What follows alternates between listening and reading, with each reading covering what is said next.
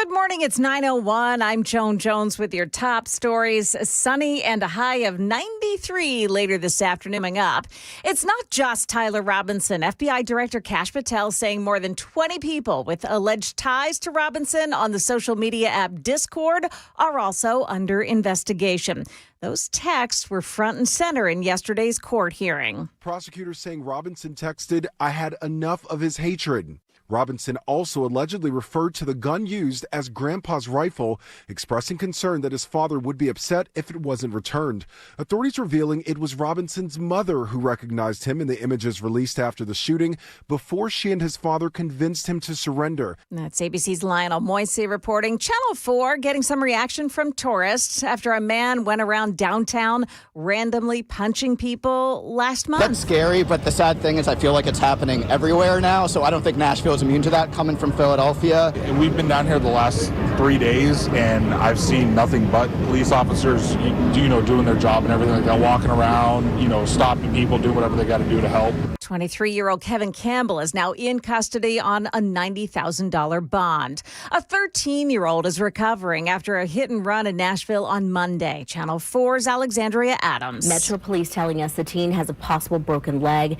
Witnesses telling police the driver was a woman with red or pink hair and was driving a white Ford Focus or Fusion. This happened along Shelby Avenue at 5th Street Monday around 6:30 p.m. 1 week ago today, the assassination of Charlie Kirk. A lot of people still have been checking out at their local Starbucks and telling the barista that the name to put on the cup is Charlie Kirk, but apparently that is not okay. The name is Charlie Kirk. We can't do political names, but it didn't even ask for a name to begin with, so it's going to be $3.75, okay? Oh, but can you write the name on the cup? The sticker won't print. Oh, you can't write on that? I could, but I could write Charlie Why can't you write the whole name? because it's political. Political? Yeah. You know what? Forget it. I don't want it. Starbucks says it programs its printers to not print political names. It added Charlie Kirk to the names that it won't print since last week.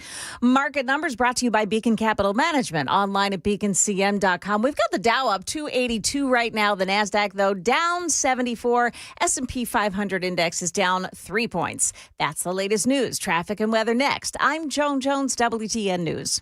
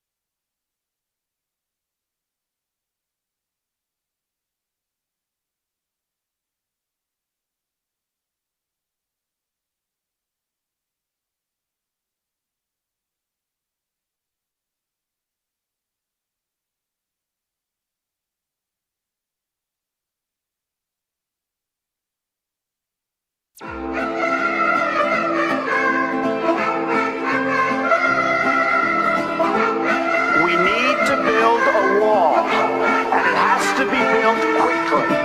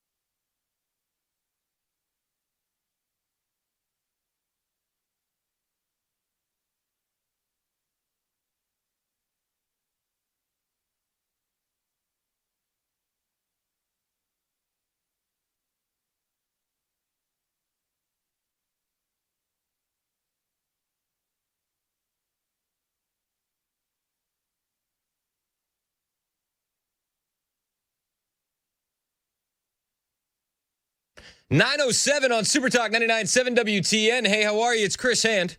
Show's brought to you by our friends at Better Water LLC, water filtration system, water softeners, betterwater.com. Crazy to think that it's been a week since the assassination of Charlie Kirk. It feels like it's been months and hours at the exact same time.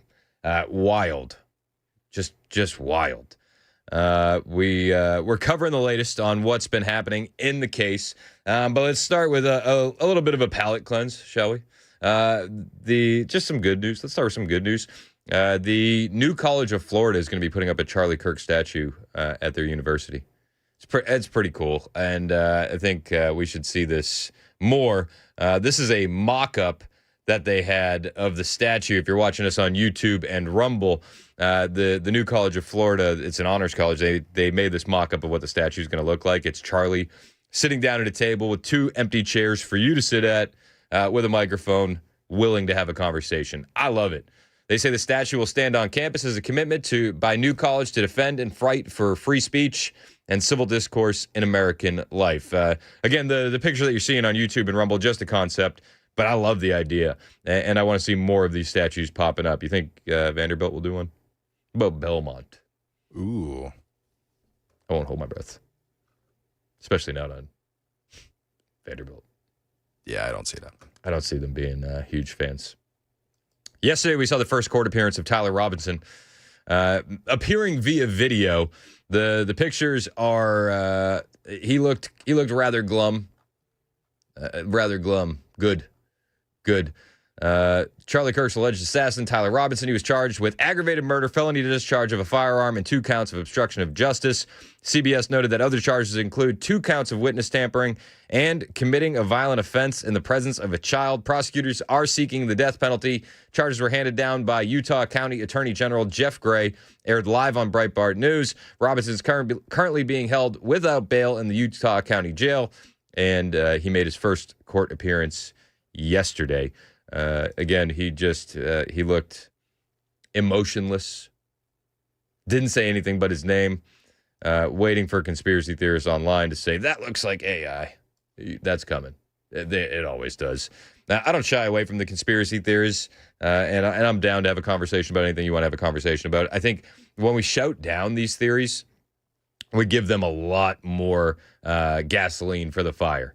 So any theory that you have, the phone lines are open, 615-737-9986, where we are open to it, not afraid of it, and we're willing to have a conversation. If you're watching us on the YouTube stream, you'll see that picture of Tyler Robinson, emotionless via video stream on at his court appearance, wearing what looked like some sort of suicide vest. He's wearing a suicide vest, the clothing that you can't tear. They do have him on suicide watch, though, you know how they do in suicide watch. Epstein didn't kill himself. All right. The text messages got released yesterday. And I'll be honest with you, they didn't pass the sniff test for me. I wonder if they passed the sniff test for you.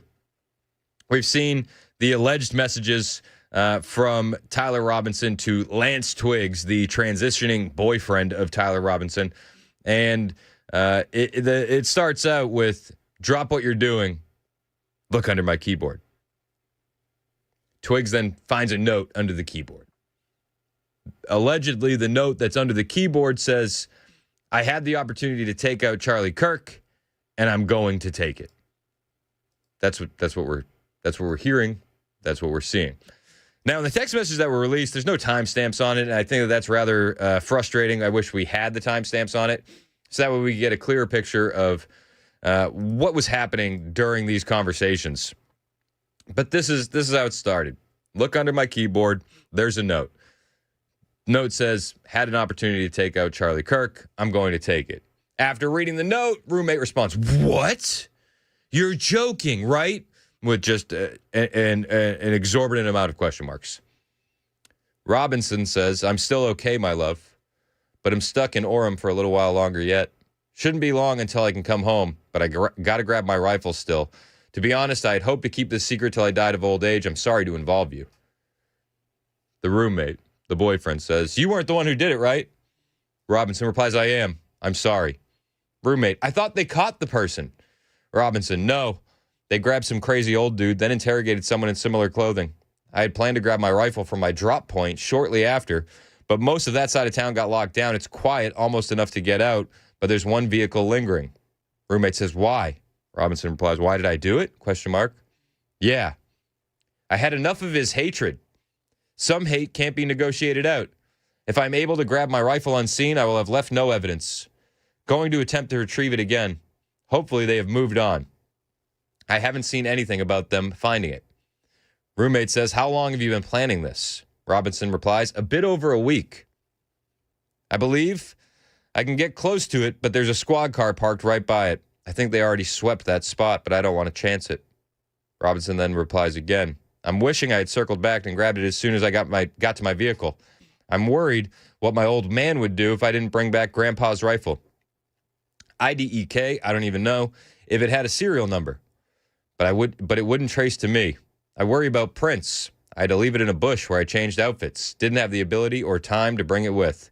I might have to abandon it and hope they don't find prints. How the F will I explain losing it to my old man? Only thing I left was a rifle wrapped in a towel. Remember how I was engraving bullets? The effing messages are mostly a big meme. If I see notices bulge ooh on Fox New, I might have a stroke. All right, I'm going to have to leave it. This really effing sucks. Judging from today, I'd say Grandpa's gun does just fine. I think that was a $2,000 scope. Delete this exchange. My dad wants photos of the rifle. He says Grandpa wants to know who has what. The feds released a photo of the rifle, and it's very unique. He's calling me right now, not answering. Since Trump got into office, parentheses, my dad, end parentheses, has been pretty diehard MAGA. I'm going to turn myself in willingly. One of my neighbors here is a deputy for sheriff.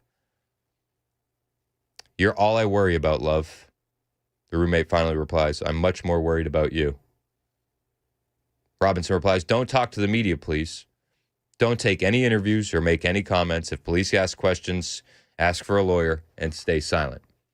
Those are the messages that were released today in their entirety. Okay? So I ask you, what do you think? Again, on the first glance, I looked at these messages and said they don't pass the sniff test whatsoever. Now, there's two competing theories, okay? And this is what we're going to negotiate, we're going to debate. And I need your help talking it out because I don't know where I land. But I know it's got to be one of these two options. It's either that Lance Twiggs, the transitioning boyfriend, and Tyler Robinson manufactured this conversation to absolve guilt and remove all of the interesting links that the FBI is investigating with Antifa groups. That's theory one. Theory two would be this is manufactured by federal agents. Now, both theories have their merits. They sure do. They sure do. If you're going to go with the boyfriend and Robinson manufacture these text messages, I mean, you could point to it gives a very clean solo shooter motive. It talks away the crazy old guy that I think that we should still have questions about. It creates the planning, right? Oh, I've only been planning this for a week. It gives the boyfriend an alibi, and absolves everyone else of guilt, right? If you believe that that's what they were doing, well, they really screwed up when he said, "Do you remember when I was engraving bullets?" Because then he's alluding to the fact that the roommate boyfriend, Lance Twiggs, had prior knowledge of something that was going to happen. So if that's the case, I think that investigators will see right through it. I do. But if you believe it was the feds that manufactured this evidence, there's a lot of merit to that argument as well. Because there's lots of police speak in these messages that gives me pause. And we are learning that the rumors of the father being a deputy for sheriff, it's not true. It was a friend of the family that he turned himself into. But that being said, there's a lot of cop speak in these text messages. I mean, a lot. And we can go through it again if you would like. But he says things like, what did he say? I can get close to it, but there's a squad car parked right by. What 22-year-old Zoomer says squad car? He said, I think they already swept that spot. What 20-year-old talks like that? When he said, I had planned to grab my rifle from my drop point shortly after. Again, what 20-year-old talks like that? It's quiet, almost enough to get out, but there's one vehicle lingering. Again, what 20-year-old Zoomer talks like that? I have a hard time believing it. Now, that being said, it could be either or. I don't know. Maybe they were trying to clean it up as best they could. The roommate and Robinson. I'd also like to know a few more things about the text messages. I want timestamps. I want to know where the messages were sent from, because you would have them pinging off certain towers, so you'd know, like that would create a more clear picture. This message was sent from this location. The other point that messes with me on this was that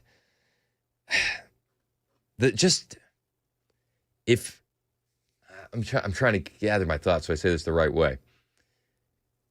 The way it absolves the roommate of all the guilt, it makes it seem like you could definitely say that they planned this together. The way it absolves the old man, the way it absolves the planning process, there's definitely merit to that. There's merit to the cop speak stuff too. I don't know. I'm so torn on it, but I do know that these messages don't pass the sniff test. What do you think? 615-737-9986. Let's start with Arden in the borough. What do you think about the text messages? You know, yesterday, the ABC, it really made me sick at my stomach, just to be honest. That ABC said something about, it was touching. Yep. And I was just like, man, the whole thing has made me sick at my stomach. And I really, want to say kudos to you, Chris Hand. You are like my favorite radio station, and kudos to you for keeping on the radio and keeping in communication with us that listen to you. So I'm a huge fan. There's that. Well, I appreciate you. Second is I'm a Christ follower. I'm a Christian, and I've been through the loss of someone very close to me through violence. And as a Christian, this was 15 years ago, but as a Christian, I knew, and God spoke to me. It took me years, but I had to forgive that person. And my heart breaks for Erica Kirk. She's a firm believer, and I know that God will lay that on her heart at some point.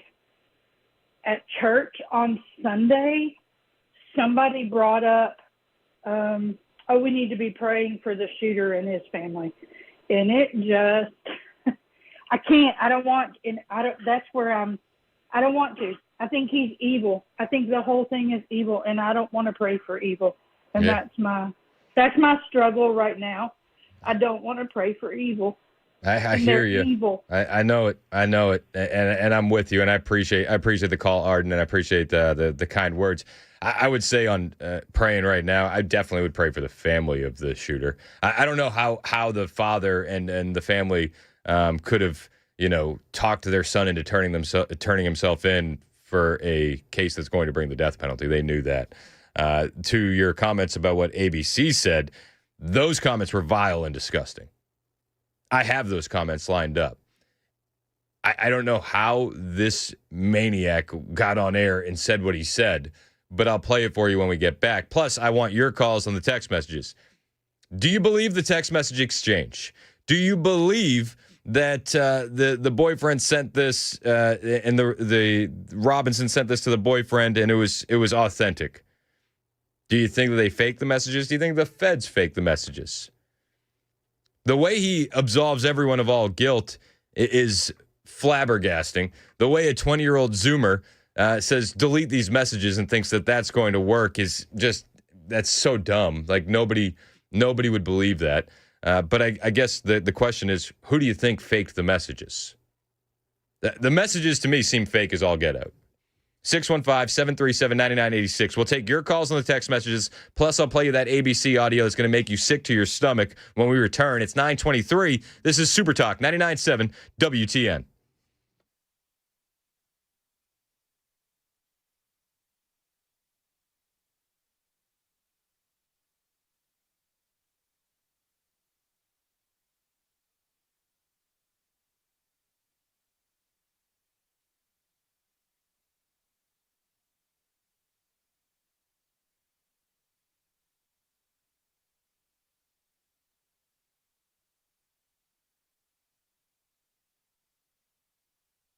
Hey, what's up? It's Chris Hand here for my friends at Busy Bee Plumbing, Heating, and Cooling. And right now, the best prices of the year event are going on, and the savings are buzzing. Get used to the bee puns, okay? There's going to be more, I promise. Right now, with any heating repair service, you'll get a free dryer vent cleaning. That's right.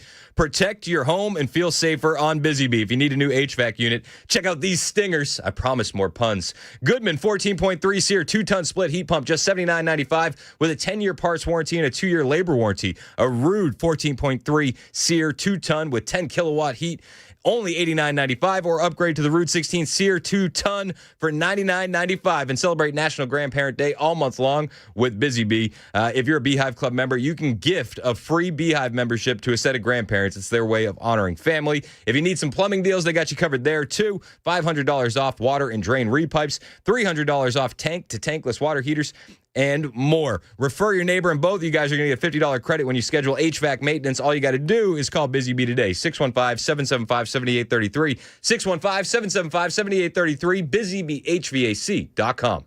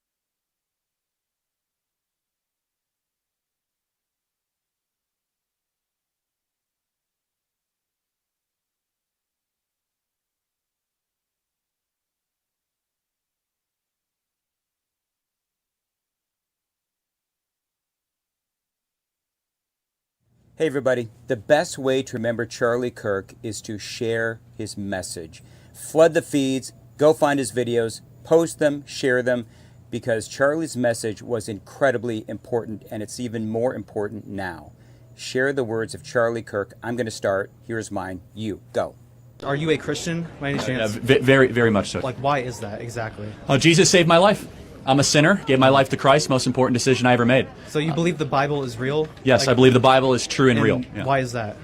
Well, I could give you the technical answer. There's never been an archaeological discovery that has contradicted the truth of the Bible. And then, of course, the wisdom. There is not a truth of the Bible that if you apply to your life does not improve dramatically. And then finally, we have the most accurate and transparent, historically robust account that one can have of the most important figure ever to live in the history of the world, Jesus of Nazareth. And the resurrection is the pinpoint of my belief that Jesus did rise from the grave so that we may live. What makes Christian mythology real? So that's not mythology, but that is theology. If Genesis 1:1 and the resurrection is true, anything in the Bible is possible. You're looking at the greatest miracle. The greatest miracle is creation. And then the fact that Jesus rose from the dead. And I say, how do you know that Jesus rose from the dead? Well, show me another historical piece of a story where so many people willingly died a brutal death for a lie. Every single person around him had everything to lose, and yet they went to the absolute death, from Paul to Peter to the half-brother of James, saying that Jesus is Lord, Jesus rose from the dead. Not to mention, if you were going to fake a story, you would not use female witnesses in the ancient world. In the scriptures, it said that the women were the first for one. Monday's giant traffic nightmare. And also we'll tell you what police found in a storage unit in Milwaukee, a disturbing story. That and more coming up at 9:30 on Super Talk 99.7 WTN. Thank you, Joan Jones. It is 9:29 on Super Talk 99.7 WTN. I wanted to talk to you about these text messages. There are two competing theories on the internet. That the text messages were faked by Tyler Robinson, 22, and the boyfriend, Lance Twiggs. Or that the text messages were faked by federal agents. Your calls at 615-737-9986. I got time for one call here. Let's go to Lori in the borough. What's up, Lori? How are you? Hi, how are you? I'm good. What do you think about the texts? Well, I'm leaning towards fake. I can't say who it might have been, but I want to raise one point about something that you read. If we have access to all of these messages and phone records, and he said he had an incoming call from his grandfather, there should be a missed call on his phone log from his grandfather. That's true. Which would help prove whether he was actually sending the message. Yeah, no, I think that would definitely prove it. Again, I wonder, and I appreciate the call, Lori. I wonder about the geolocation of the phone, which cell towers were pinged. I think that is all important information that we don't have access to yet. I want timestamps on the text messages and more. That will paint a clearer picture. They don't pass the sniff test. They just don't. And I want your help just kind of debating on which side it's on. The crowd that says it's the feds, they'll say, well, the way it wraps everything up in a nice, neat little bow in the cops speak is highly suspicious. You could say the exact same thing on the other side. And I want to know where you land. 615-737-9986, 9:30. This is Super Talk, 99.7 WTN.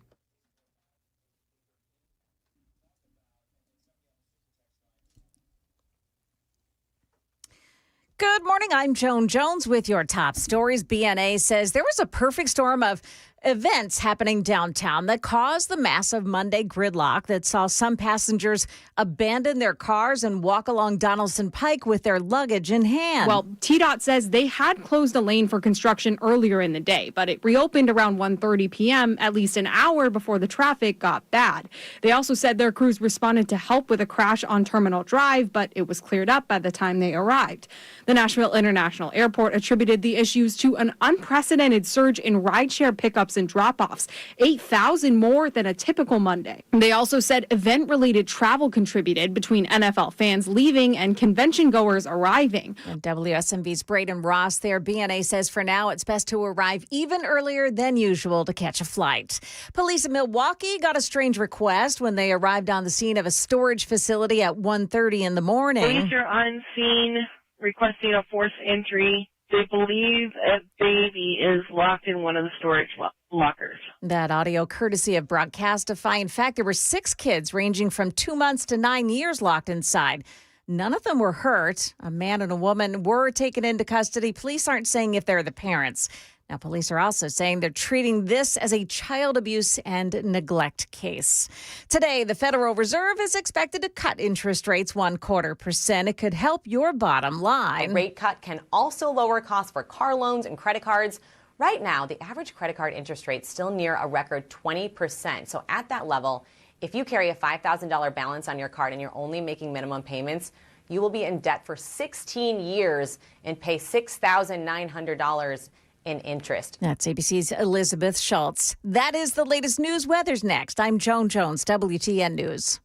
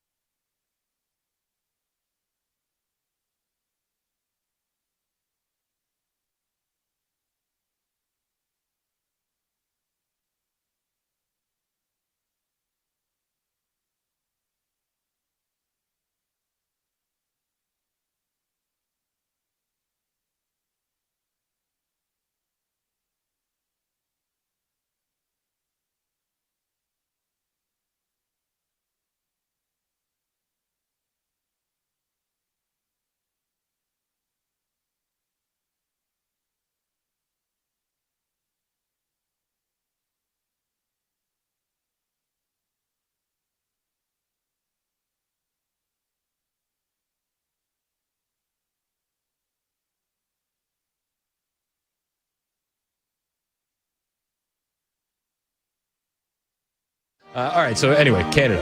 In the unlikely event that you find yourself the victim of a home invasion, we are urging citizens not to take matters into their own hands. But don't engage unless absolutely necessary. Is that so? Don't take matters into your own hands? Bro, they're in my living room. We urge you to call 911 and do everything you can to keep yourself and loved ones safe until police arrive, and be the best witness possible. Oh, be the best witness possible. As your wife is being beaten by home invaders, you're being tied up. Just call Lee, chip in, and be a great witness. You know, Superman, and then, you got Bizarro. In Florida, they're like, we're going to shoot you stone cold dead. This is Bizarro, Florida. Is that what Ontario is? It's close enough.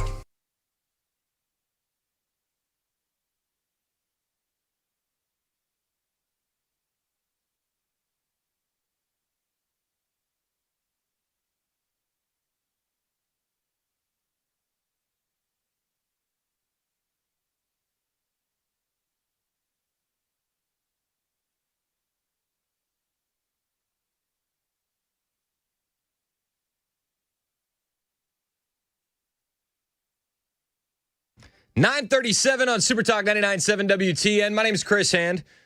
Show's brought to you by Better Water LLC, water filtration systems, water softeners, betterwater.com. Find me on all the social media platforms at Chris Hand on Air. Hit the follow button. I will follow back. You can watch the show on YouTube and Rumble. Hit like, hit subscribe, all the things. We're talking about the text messages. They just seem off in so many ways. There's two competing theories online that this is faked by Tyler Robinson and the boyfriend, Lance Twiggs, to absolve everyone of guilt, all of the other investigations and the like, which I think has some merit. There's also discussion on whether or not the feds faked these text messages to wrap everything up with a nice, clean little bow. Those are the two competing theories online. Nobody buys them for what they are. Nobody's taking these text messages at face value in the discourse that's happening online. I want to know what you think about them. Do you know what ABC thinks about them? ABC thinks that they're heartwarming and touching. We have seen an alleged murder with such specific text messages about the alleged murder weapon, where it was hidden, how it was placed, what was on it, but also it was very touching in a way that I think many of us didn't expect. A very intimate portrait into this relationship between the suspect's roommate and the suspect himself, with him repeatedly calling his roommate who is transitioning calling him my love, and I want to protect you, my love.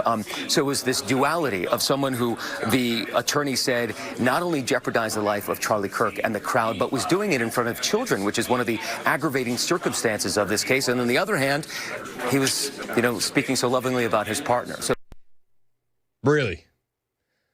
Just when I thought I didn't hate the mainstream media enough, I hate the mainstream media even more. It's loving and touching. They're trying to make this guy out to be like Luigi Mangione, aren't they? Just another hero, like the Boston Marathon bomber, just like Luigi Mangione. Tyler Robinson, he's real. This is really a modern day Romeo and Juliet story, according to ABC News. The press is garbage. Absolute trash. And if we had real media in this country, real investigative journalists, they'd be asking the questions that we're asking here today. These texts feel off. They wouldn't be talking about the love story between two people with mental illness. They would be talking about these texts don't feel right. That's what we're talking about. 615-737-9986. 615-737-9986. Let's start with Thomas in Kentucky. What's up, Thomas? Hey, Chris, you handled that idiot yesterday very professionally. At least you gave him airtime, didn't you? Oh, I appreciate it. I like people that disagree with me, and I'm fine with having those conversations. Well, listen, on the text message, I'm confused. First, they come out with the father noticed his son, talked to him. His father got with his pastor. The pastor was a U.S. Marshal. Now they're saying that the mother did it. Yep. And then now these text messages, I don't know what to think about them. Well, I don't really know if I believe them or not. And I think that because, and we can both be honest, the FBI has not been the best on this case. And that's not, it is a knock on the FBI. They really dropped the ball. FBI agents didn't want to allude to the fact that the boyfriend was transitioning. It took them 12 hours to release the video evidence. So that kind of adds to the theory that the feds faked it. But either way, it doesn't pass the smell test. I know. I got one other comment if I got time. Yes, sir. How are they going to pick a judge and a jury? Because one side's going to say, well, you got him on this side, and then the other side's going to say, well, that was that side. How are they going to do this? I don't know. That feels damn near impossible to find a jury who's not going to be already, tainted by the details of the case. How can anybody in this country not know some of the details about this case? Exactly. That's what I'm saying. I don't know how in the world they're going to do. I think they'll just shoot the SOB and get it over with. Yeah, I'm for that too. Quick, speedy death penalty. Hey, I appreciate the call, Thomas. All right, bye-bye. All right, let's go to Tim in Tullahoma. What's up, Tim? Hey, good morning, Chris. Thanks for taking my call. Absolutely. I had two questions, but you already answered one for me on the Fed end. I do think it's fake. but I do have a theory on what you said earlier about the, what 22-year-old talks like that. Well, if he grew up with his dad being in law enforcement for 20-something years, maybe he caught on to some of that language, So that rumor that rumor has been dispelled. The father did not work in law enforcement. That was early reporting that has since been debunked. The father actually owns a construction company. He has no ties to law enforcement agencies, and the wife, Amber Denise Robinson, works in disability care services. So I had heard that as well, but that has been confirmed to not be a fact. Oh, okay. I thought that they said he retired then started a construction company, but okay. Nope. I know. I'm with you, man. And it's like that adds to the confusion. How quickly the case is developing and how quick the false facts spread. That being said, I did get a text message from somebody who was in law enforcement, former law enforcement, and he said, I'll be honest with you, that doesn't sound like cop speak. That sounds more like video game speak. And he said cops don't really use the terminology drop point at all. So, hey, I'm open to more law enforcement officers if you guys want to call in with your insight as well. 615-737-9986.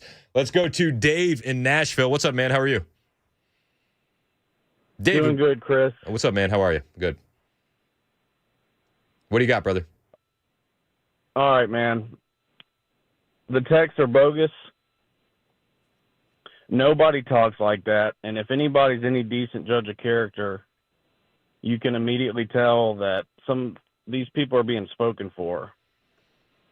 It's not a genuine conversation between two people. But then that leads to the question: who faked the text messages? Because I'm with you. The texts don't feel authentic. The texts feel fabricated. But then that leads us to the next jump off point, which is, okay, who faked them and why? It leads me to the feds. As to why, I'd really love to know. But it's not a conspiracy theory to realize that the federal government is not honest with the people in this country. It's just a matter of figuring out why they lie. And just another comment, just a bit of perspective on how brainwashed people are in this country.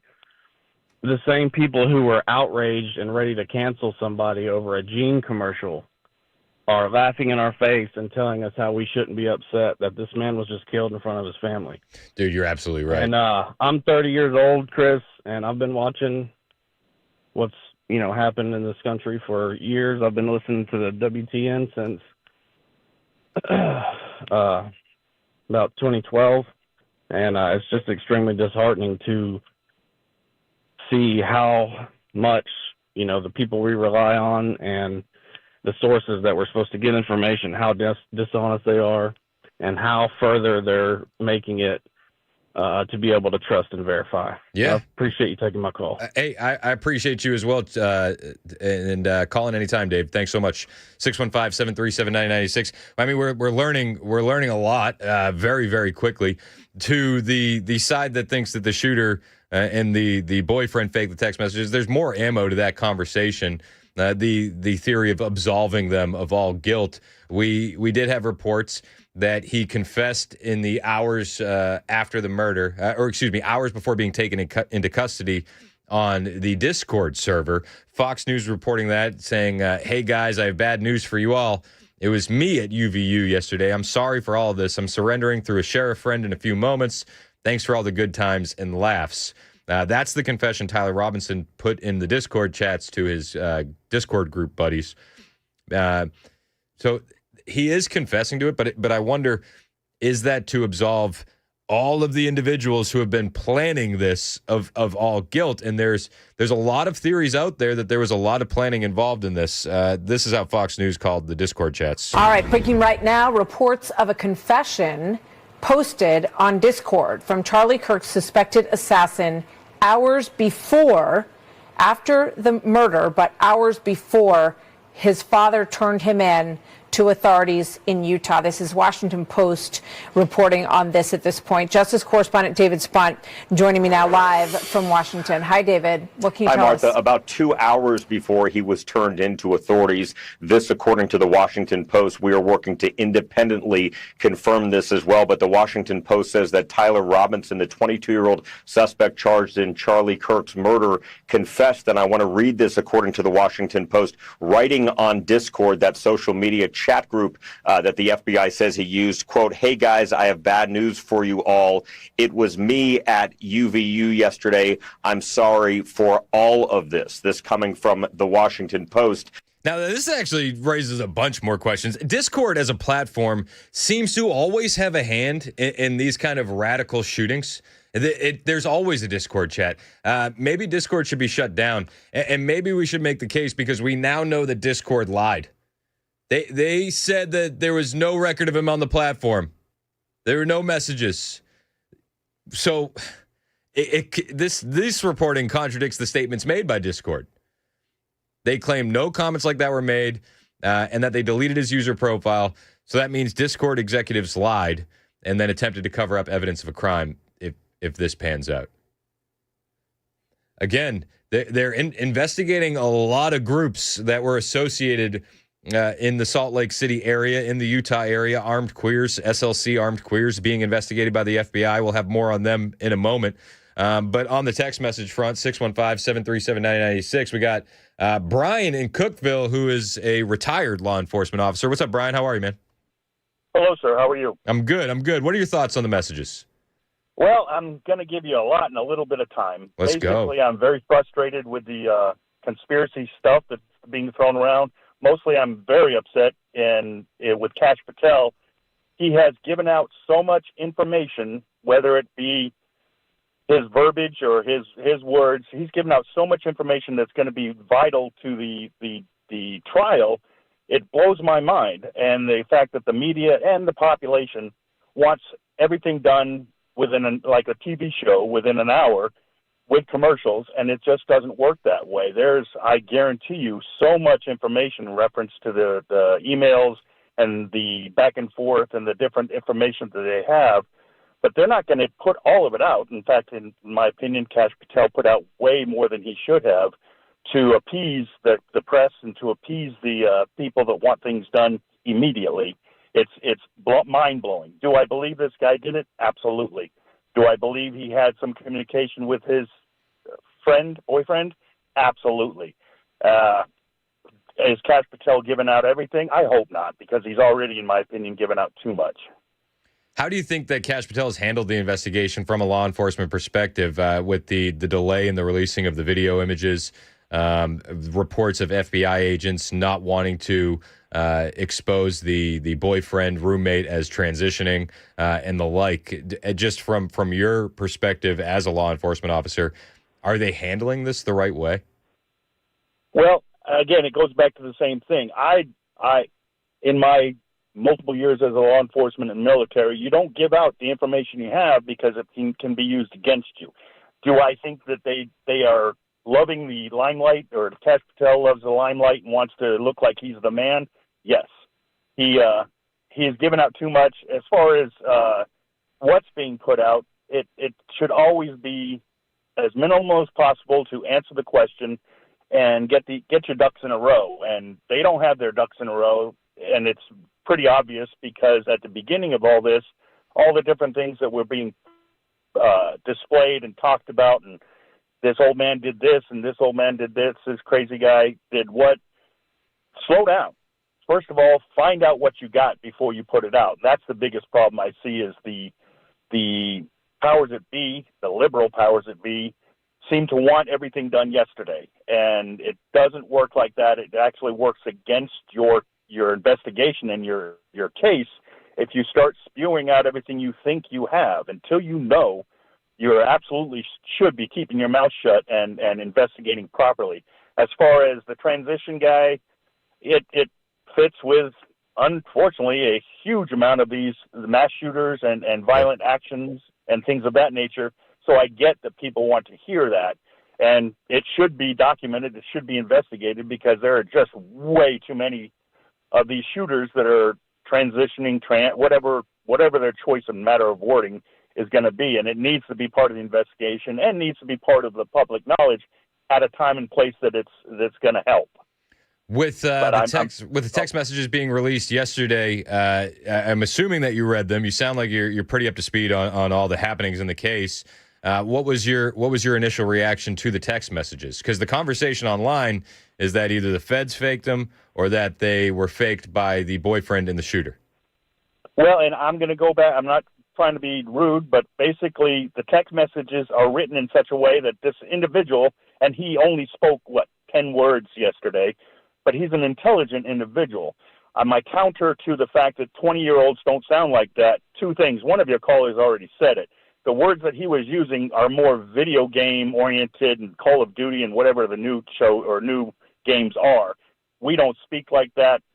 He used some military terms that are absolutely ridiculous. They fit from 50 years ago, I guess. Okay. But the verbiage that he's using, I hate to say it this way, how did Charlie Kirk sound when he was 20 years old? He sounded like a genius. He sounded very eloquent. He sounded amazing for his age and what he did at such a young age. There are 20-plus-year-olds that are very intelligent who are mentally deranged. This individual sounds intelligent and obviously deranged. So he's gonna type like he speaks more than likely, and he's going to use whatever verbiage he's used to, which from the few reports I've heard, he's into the gaming, he's into the alt left or the crazy individuals. So I don't put too much weight into the text speak. However, that being said, he's an idiot because he's given so much evidence against him, it's unbelievable. And so he's not smart in that regard, but he's also, by what I read or heard on the texts and different things, he's obviously deranged and wants to be known as somebody famous, basically. Well, Brian, man, I appreciate your perspective from the law enforcement angle, and I appreciate the call, 615-737-9986. If you do want to join the conversation, I know the way Brian put it with the law enforcement perspective is like release as little as possible, and we'll shape the case, and then we'll release it at an appropriate time. That being said, everybody wants all the communications. We want everything right now. We do know that the FBI is investigating Salt Lake City armed queers. And there's some interesting threads that are popping up with Salt Lake City armed queers. And we'll talk about that when we get back. It's 9:55. This is Super Talk 99.7 WTN.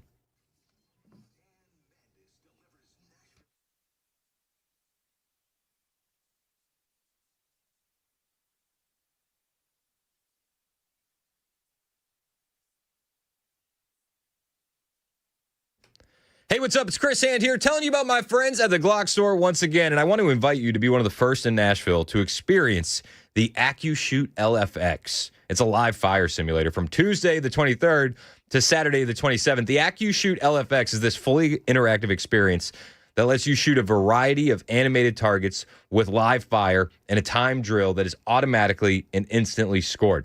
Here's why the scoring is important. Every day, top shooters in the daily prize drills will win valuable prizes like real Avid gunsmithing tools, O-Sight red dot optics, and more. And when the week's over, the top shooter of the grand prize drill is going to win a Daria DY9 pistol. If you haven't heard of them yet, you will. Just create your AccuShooter profile account at the Glock store, pay $10 plus ammo if you need it, then pick your choice of 5 different shooting drills from mild to absolutely wild. That's the AccuShoot LFX event happening Tuesday the 23rd to Saturday the 27th, only at the Glock store, which is minutes from the airport, worth the drive from anywhere, and always open online, glockstore.com.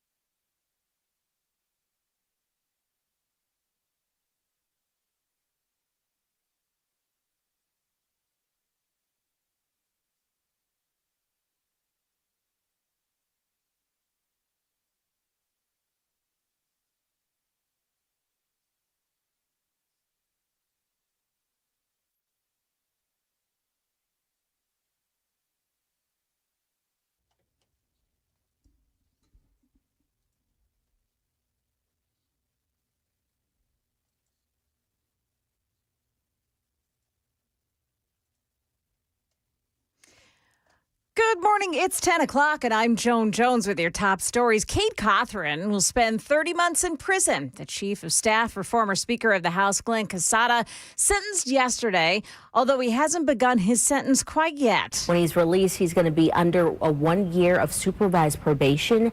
Cothran also has to pay $25,000 in a fine. Casada has not been sentenced yet, but it could happen next week. Channel 4's Alexandria Adams, Cothran, and Casada were convicted in May on corruption charges. The Democrat leaders in Congress say no way to a short-term government funding bill that Republicans have put forth. It keeps the lights on through November 21st. If it does make it to the Senate, that bill needs 7 Democrats to vote yes. Senate Majority Leader John Thune. I'm hopeful that they'll come to their senses and there'll be enough Democrats out there who consider Senator Schumer's advice, which I think he's getting from online trolls and activist groups, which he shouldn't be listening to, that they'll conclude that that's really bad advice and work with us to keep the government open. The short-term funding bill provides more money for security for the Supreme Court, government officials, and local police departments.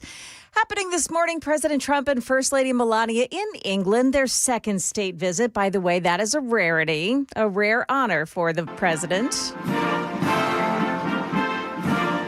President Trump and King Charles inspected the Guard of Honor at Windsor Castle while he's there. ABC's Karen Travers has more. President Trump and the First Lady have begun their state visit to the United Kingdom, arriving at Windsor Castle and greeting King Charles, Queen Camilla, and the Prince and Princess of Wales, William and Kate. With this visit, the president becomes the first elected political leader in modern times to be hosted for 2 state visits by a British monarch, having already been hosted by the late Queen Elizabeth II in 2019. The Guard of Honor at Windsor will be the largest ever organized for a state visit. The president will also be greeted by a joint U.S.-British flyover of F-35 fighter jets. Karen Travers, ABC News, Washington. There was some drama in the skies as Air Force One departed the U.S. for the U.K. yesterday. Apparently, a Spirit Airlines flight got a little bit too close. Listen to this as an air traffic controller alerts the pilots. Pay attention, Spirit 1300, turn 20 degrees right.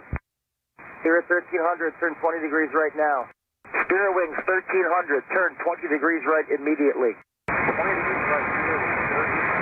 Pay attention. Spirit 1300, traffic's off your left wing by 8 miles, 747. I'm sure you can see who it is.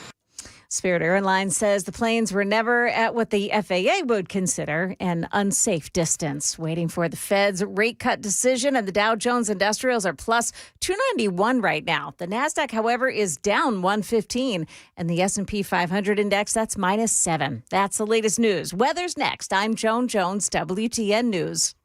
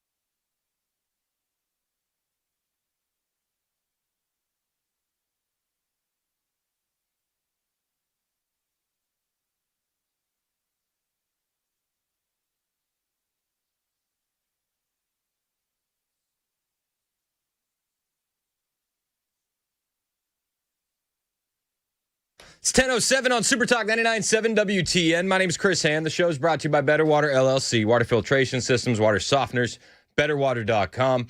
You can listen to the show anywhere. iHeart, TuneIn, the FM dial. You can watch the show, YouTube and Rumble. Those are the main ones. Join the conversation, too. YouTube chat's always popping.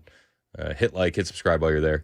You can join the conversation on the phone lines and the text line as well, 615-737-9986. Duke in Montgomery County, he's upset with me. So Duke gets to go to the front of the line. Duke, what did I do, man? Why are you angry with me?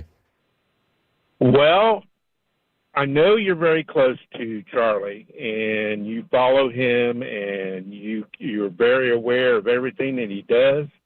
But you kind of missed over some things.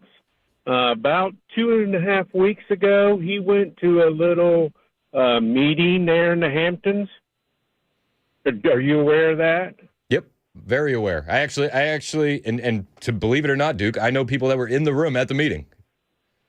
Okay. Several people. And where he was calling for Netanyahu to step down, correct? That is not what I heard from people in the room, that he was calling for Netanyahu to step down. That's just rumors on the internet. Okay. Because he even talked a little bit about that when he was talking to the old Fox News host almost 3 hours after one of those. Yes, Megyn Kelly. Yeah, that was 2 weeks ago, or a month ago. Almost, yeah. All right, but go on. Yeah, and so he even said he was kind of upset with it, and you could tell by looking on his face, he was ticked, and so was she. But the fact that he was starting to come out against the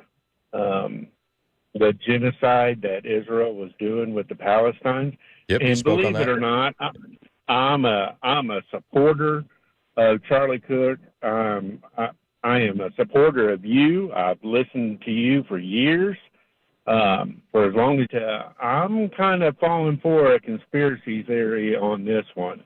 Okay, so other than the secret meeting that everybody's talking about, which I could describe to you as more of a focus group with young influencers, right? And I think that's how I would categorize it. They talked about a myriad of issues. Not just Israel, just for starters. Okay, that's the secret meeting. Like let's call it what it is. It's a focus group. And then without that, and without the Charlie clips where he speaks out against certain things, certain individuals, what evidence do you have? That's it. Okay, so the anger coming from that. So I would just tell you this. And I mentioned this during the cross with Dan Mandis, and I actually spoke about this yesterday. I've seen the theories online, and I'm not running away from them. I'm not. I'm not. What I would tell you is that both things can be true. And I would tell you that anybody that runs a 501c3, political or not, they answer to donors because that's how they get their funding. And I'm here to tell you that, and this has been public, and so I don't feel like I'm telling tales out of school, but this has been public information. Yes, Charlie faced pressure from donors. Charlie faced pressure from donors for years. Like this is something I don't think people understand. When Candace Owens first made anti-Israel comments, and she was speaking at YWLS that year, Turning Point had to make a landing page on the website about how Charlie is pro-Israel to appease a donor. Like the pressure from donors is not a new thing when it comes to Israel. That's been persistent for years. So that doesn't mean that they killed him. That just means that they have an agenda and why they're donating to a cause, and they want to see that advanced. And that's okay. That's okay. If you're going to donate $1 million to an organization and then they're going to go against something that you have a problem with, yes, you're going to call the head of that organization and let your opinion be known. Do you know what I'm saying? And that goes for anything, whether you're political or not. So I see the theories, but I would tell you both things can be true at the exact same time. He can feel pressure from donors. He can have those takes on Israel, which he had, which are documented, which you can find. And at the very same time, a radicalized leftist trans ideology zealot decides to climb up on a roof and shoot this individual. Like, both things can be true. I'm not running away from any topics, and I'm open to have these conversations. But I would just tell you that I don't see the evidence. I don't. And as far as the online conspiracy theories go, like, I see a lot of them. And a lot of them make my heart break. Because I see people pointing at security and saying, oh, look, he's giving a hand signal. He's doing this, he's doing that. And it's like, dog, no. I know that guy. He's been with Charlie for years. And he's been by his side even after his death. And he's broken up about it. Any good security team has hand signals that they use. But, well, but the video is like dude itching his nose. Like, it's just stupid. It's just stupid. Yeah, that one was stupid. So, but I'll tell you, I say all that to say that both of these things can be true. That Charlie was facing pressure from donors. That Charlie was speaking out because Charlie tried to find the truth. Charlie did ask difficult questions. And yes, donors got mad at him when he platformed people like Dave Smith and Tucker Carlson. And you know what? Charlie did it anyway. So I don't know, man. If you're upset with me because I'm not full bore into thinking Israel killed Charlie Kirk, then you're going to have to be upset with me. Or you're going to have to bring more evidence to change my mind than clips online and things that I knew have been going on for years. Okay. So like, if he's felt this pressure from donors for years, why now? I really don't have a clue about that, but I'm still a little bit upset, not as much though, but it's like the rhetoric from Ted Cruz and some of the senators that are now saying that, Israel is not in the line of trying to commit genocide. And that has me a little concerned. I mean, but again, like, you can be concerned about that, and that can also still not mean that they killed Charlie Kirk. That's correct. So, and I hear you, and I see the stuff online, but I would just tell you, extraordinary claims require extraordinary evidence. Yes, sir. You know what I'm saying? I appreciate the call, yes, sir. And I love having the discussion, and you're welcome to call in anytime, Duke. 615-737-9986. Diane in the borough's been holding for like 45 minutes. Marathon Diane. What's up? How are you? I'm good. How are you? I'm good. What do you got today? Well, I have one question for you personally. Are you going to the conference this week? Yes. My wife and I are flying out Saturday night, and then we'll land in Phoenix at like 9 o'clock Saturday night. And I'm actually texting with some friends to see if we can kind of create a drop point if anybody wants to drop off letters for the memorial at headquarters. And I think we're going to do something with Borough Holistic Health, where if you got a letter that you want at the memorial in Phoenix at headquarters, you could drop it off there. I haven't confirmed that yet, but we're gonna bring a lot of letters. If anybody has any, we'll figure out where we're gonna bring them. And you can find me on social media, and I'll post it there, all the info, once we kind of get that lined up later on today. But we're going to fly out Saturday night. We're going to go to the memorial service.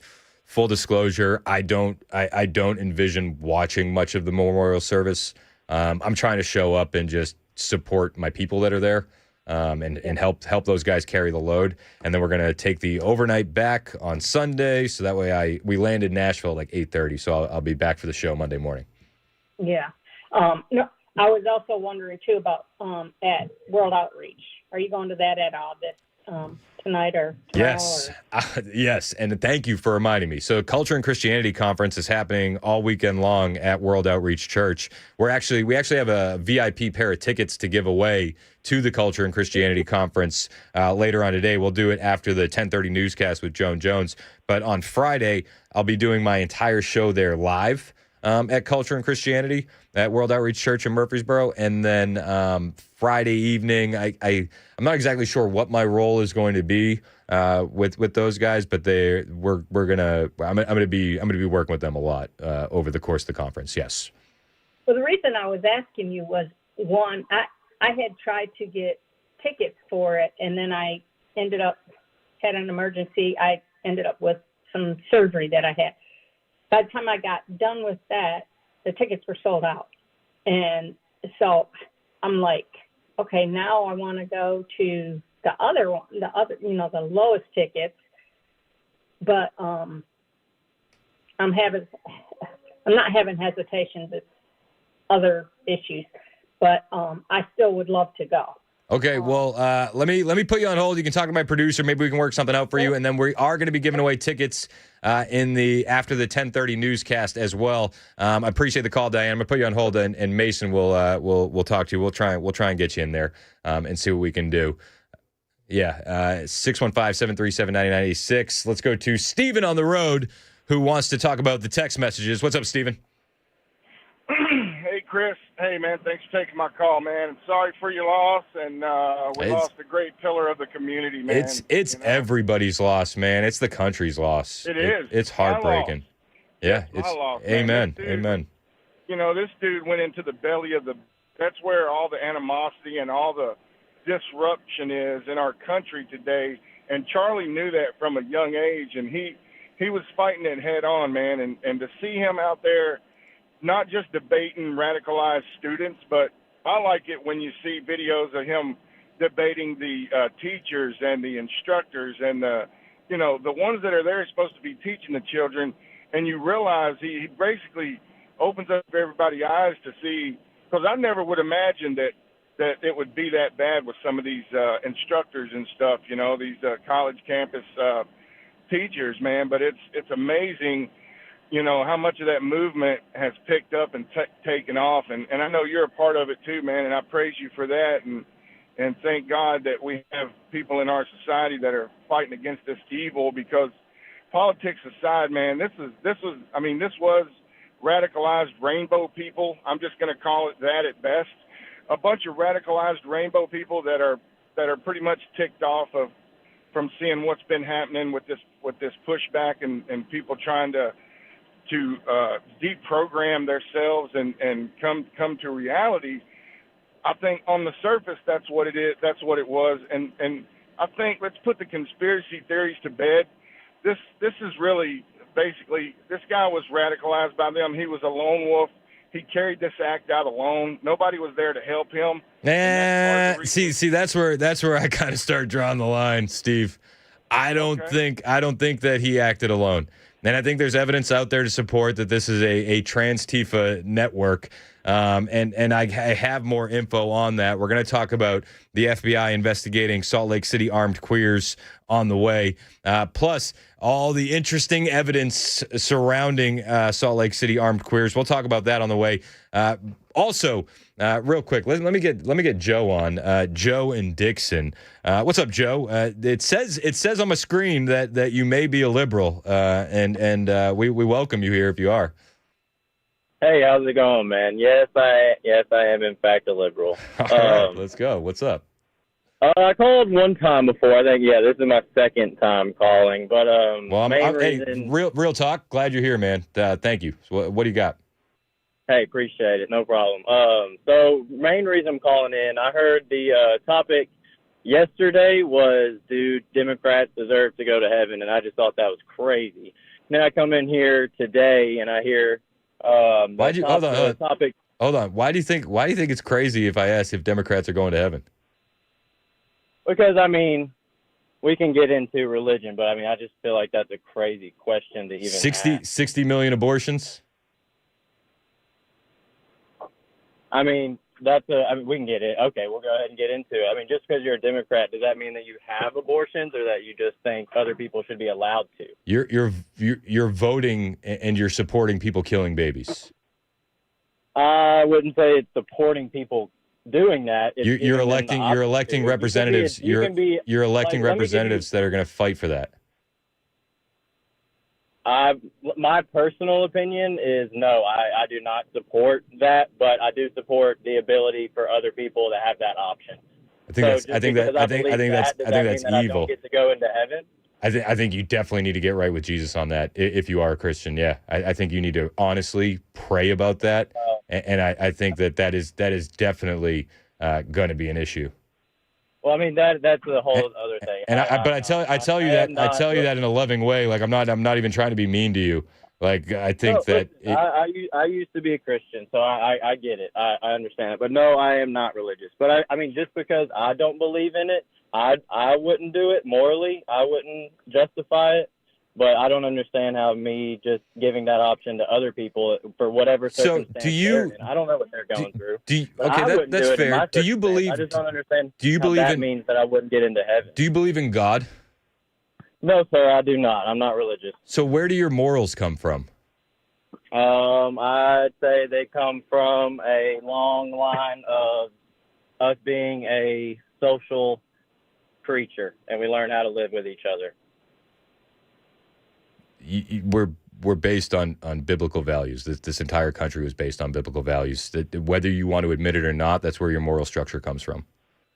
I do believe there is a lot of overlap, but no, I don't believe you have to be a Christian to be a moral person. Okay, but you do have to be a Christian to be saved. Yes, in the way you see saved, yeah, I would say that. Okay. Hey, Joe, hey, man, I'm up against it, and I appreciate the call. As always, call in anytime, man. I'm happy to debate any topic and have civil discussions with any liberals. And I honestly do appreciate you listening, even though it does sound like we disagree on a lot.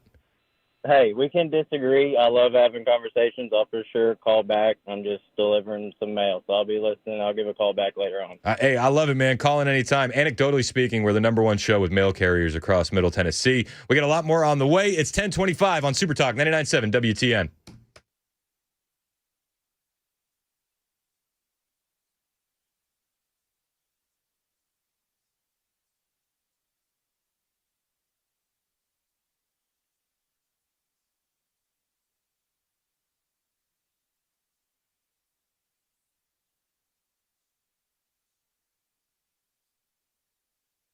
Hey, what's up? It's Chris Hand here for the Wellness Institute of Nashville. And if you're tired of the back pain and knee pain ruining your life, well, obviously you are. But did you know that you could actually fix it instead of just letting it continue ruining your life? And it's not going to break the bank. People that live in pain, I mean, you'd be like, I'd pay $100. I'd pay $1,000. I'd pay $5,000 to get back to a pain-free life. What if I told you that we could do that for you at just $12? That's it. $12. That's the Big Daddy Trump special from the Wellness Institute of Nashville, and it'll get you a full exam, x-rays if needed, a well-explained diagnosis, and your first treatment for only $12. Dr. Mitchell and Dr. Ashley, they're the best, and they're going to get you back to a pain-free life, no matter what you're dealing with. Back pain, neck pain, sciatica, numbness, bulging discs. They'll treat it all, and they won't use surgery. They won't use injections, and they're not going to prescribe you some opioids. What they're going to do is they're going to get you on some non-surgical spinal decompression, robot lasers, and even use some anti-gravity machines.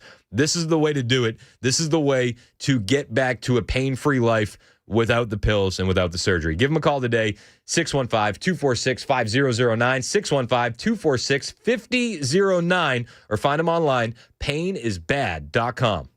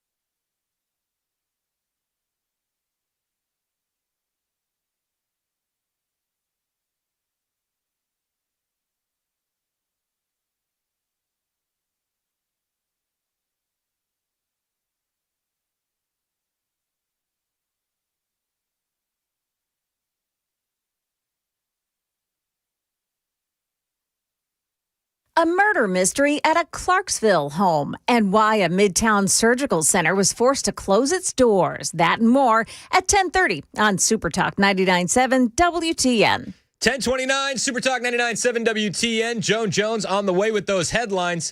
And we got a pair of Culture and Christianity tickets to give away. 615-737-9986. We'll give them away to caller number 9.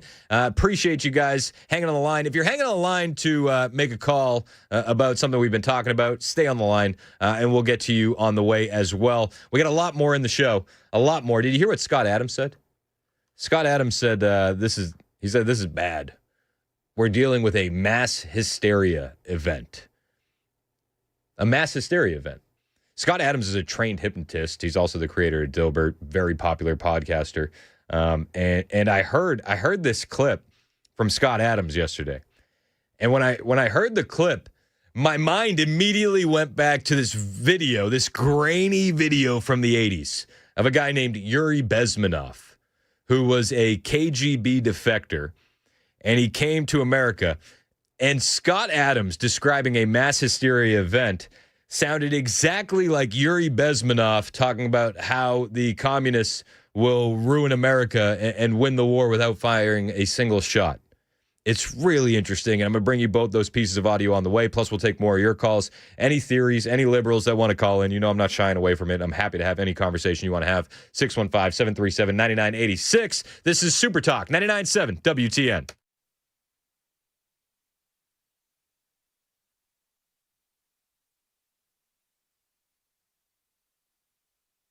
I'm Joan Jones with your top stories. In just a couple of days, Memphis is getting help from the federal government to reduce crime.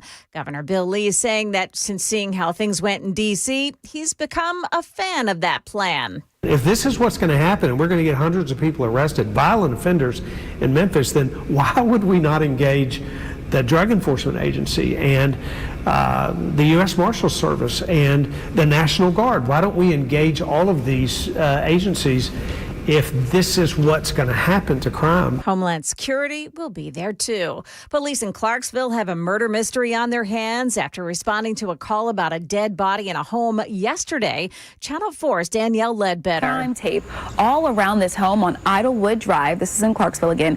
Police responded to calls about a deceased person around 1:30 yesterday afternoon. And when they got to the home, they found 3 dead people inside. Now, police have not said how the 3 people died or how they knew each other. There is a cash reward for information in this case. A man making threatening phone calls caused TriStar Centennial Medical Center's cardiovascular unit to close its doors on Monday.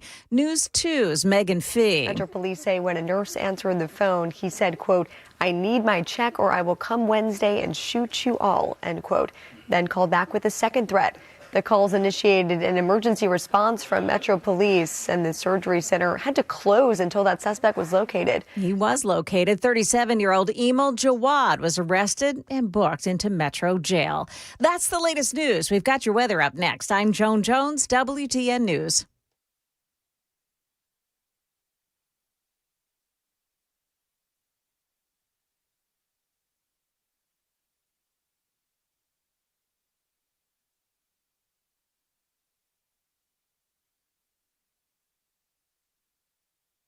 I got a text message a second ago that said, how am I supposed to call in if the line's always busy?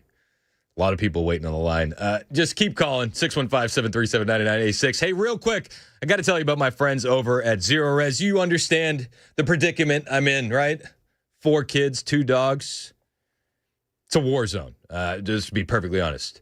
The amount of dirt that gets tracked into that house, the amount of times I say take off your shoes, the amount of actually seeing that come to fruition, much lower. So what do we do when the carpets get messy? We call Zero Res.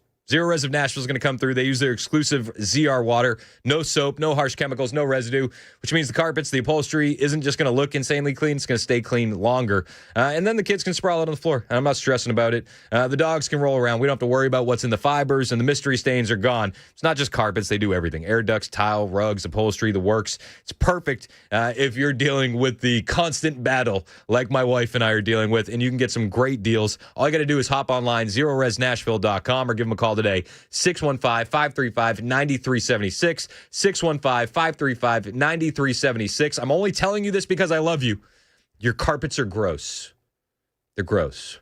ZeroResNashville.com.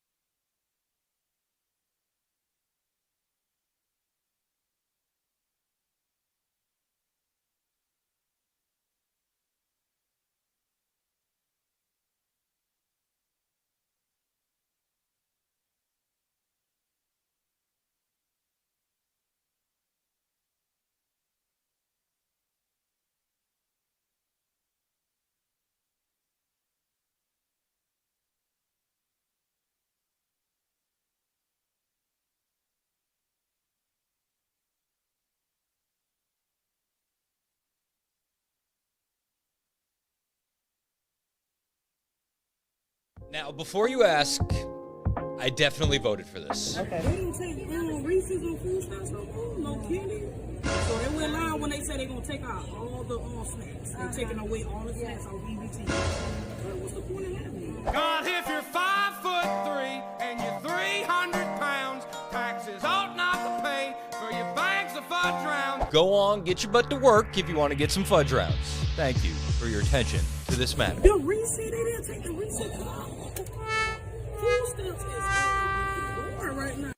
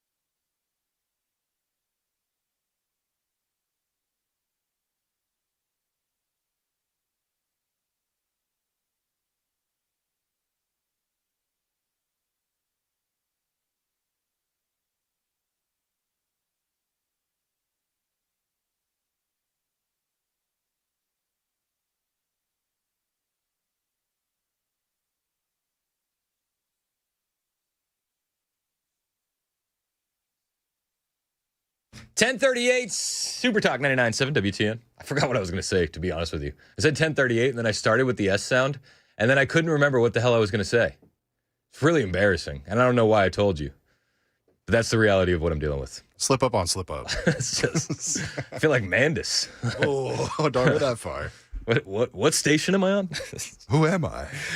Hey, phone lines are open, 615-737-9986. Congratulations to our winner for those Culture and Christianity Conference tickets. It's going to be a fun day on Friday and Saturday, the Culture and Christianity Conference. Again, I will be doing my entire show out there live. Looking forward to it.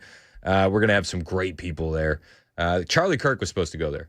Did you know that? Charlie and Erica were supposed to speak at the Culture and Christianity Conference. And they're not going to be there, obviously. But you know, I was talking with the guys over at the church, and they were like, now more than ever, you can't back down. We got to be just as loud. We got to push forward just as strong. And one of the things that Charlie wanted was the revival that we're seeing happening in this country. And if you want to equip yourself to be able to lead with your faith in the public square, the Culture and Christianity Conference is for you. I think they have some tickets available if you want to get in the building and be a part of it. And then if you can't make it or you live too far away, they will be releasing all of their content from the conference in the coming days after the conference. They get a bit busy, because they still have church going on, so they're up against it. So they'll release some of the content after the fact, and it's really going to be a great event, and I'll be doing my whole show out there live. What else were we going to talk about? We're going to talk about something else. Oh, I wanted to talk about Salt Lake City armed queers. There's the S. There it is. Such a weird transition. Hey, we're going to be at church. By the way, let me talk about armed queers. It's like peanut butter and lamb chops. It just goes together. King of transitions over here. It's perfect. It's perfect. All right, Salt Lake City armed queers. They are being investigated by the FBI. That has been confirmed by several individuals, up to and including Anna Paulina Luna in the FBI. So, Salt Lake City armed queers. This is a militant, radical, leftist, communist group.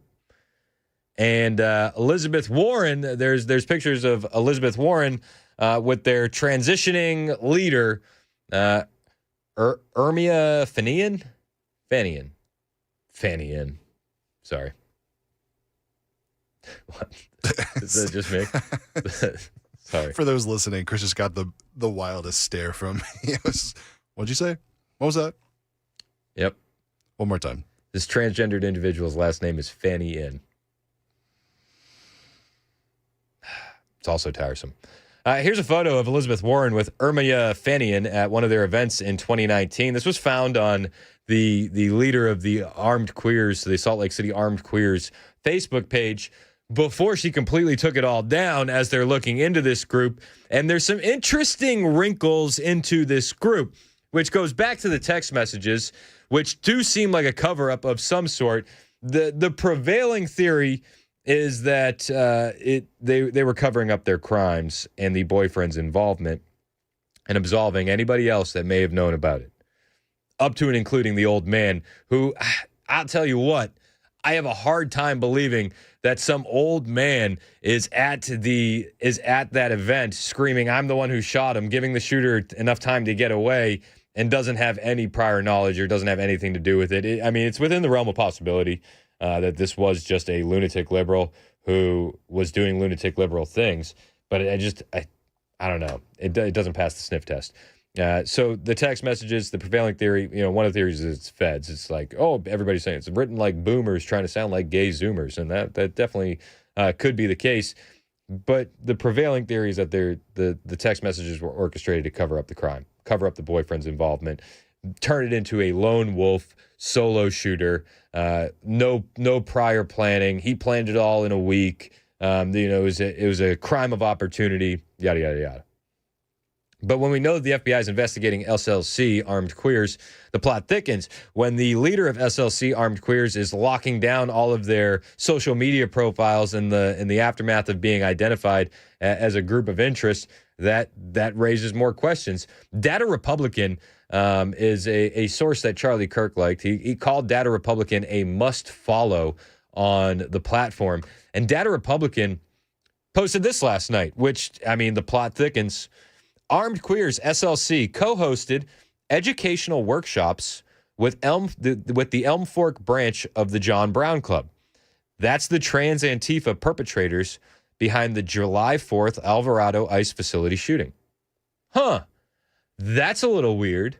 That's a little suspicious. And we know from a neighbor, that there were lots of cars coming in the weeks before the assassination attempt with out-of-state plates. We know that there were social media accounts that knew of this, saying something big is coming, and then celebrated it after the fact multiple times on social media. We've seen that everywhere. So then you find out via Data Republican that Armed Queers SLC hosted educational workshops with Elm Fork branch of the John Brown Club, the trans Antifa perpetrators behind the July 4th Alvarado ICE facility shooting. So this group was working with other individuals who were okay with political violence. It's a little strange. It's a little weird. Coincidence? I think not. Who knows? I'm just telling you what the conversation online is. These these announcements that were on the Instagram page of Armed Queers SLC, they're still archived online in the Google cache, but the page has been removed. The account's been set to private. That's a little fishy. Anybody else think that that's a little fishy? You can find archives of the Instagram photos online. Armed Queers SLC Mayday Brigade.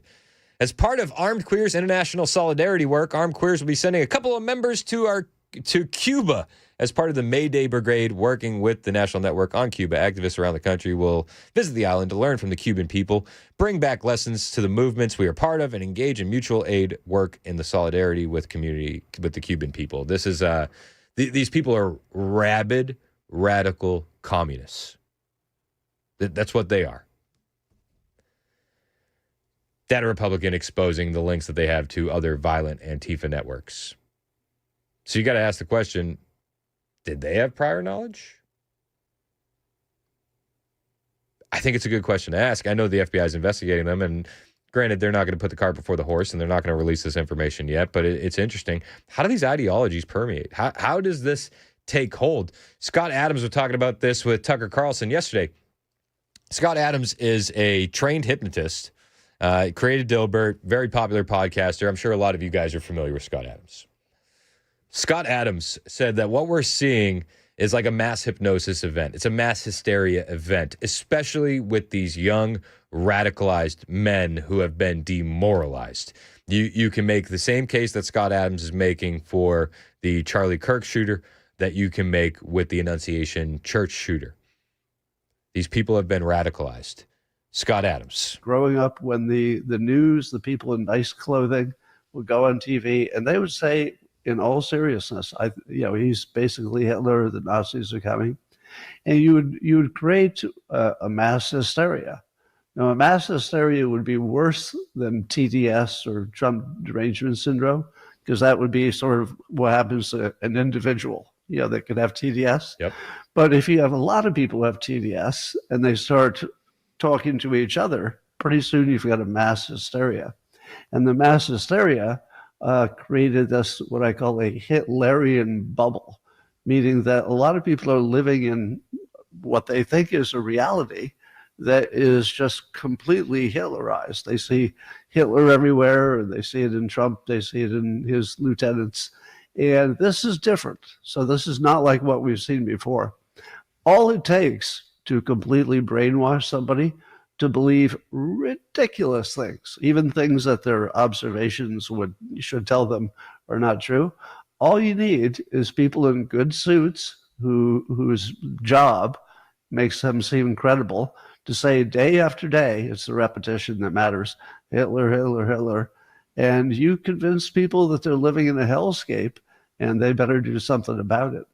So I heard this clip from Scott Adams last night, and as soon as I heard it, because, a lot of this is the conversation's gone to the ideology of the shooter, naturally. Then you hear about the communist influence, and then you wonder. But when I heard the Scott Adams clip, my mind went directly to this old video that was popularized in the 80s, right? And it's Yuri Bezmenov. And some of you maybe have heard of Yuri Bezmenov. He was a KGB defector. He laid this out in the 80s, exactly what Scott Adams is talking about there. This mass hysteria event.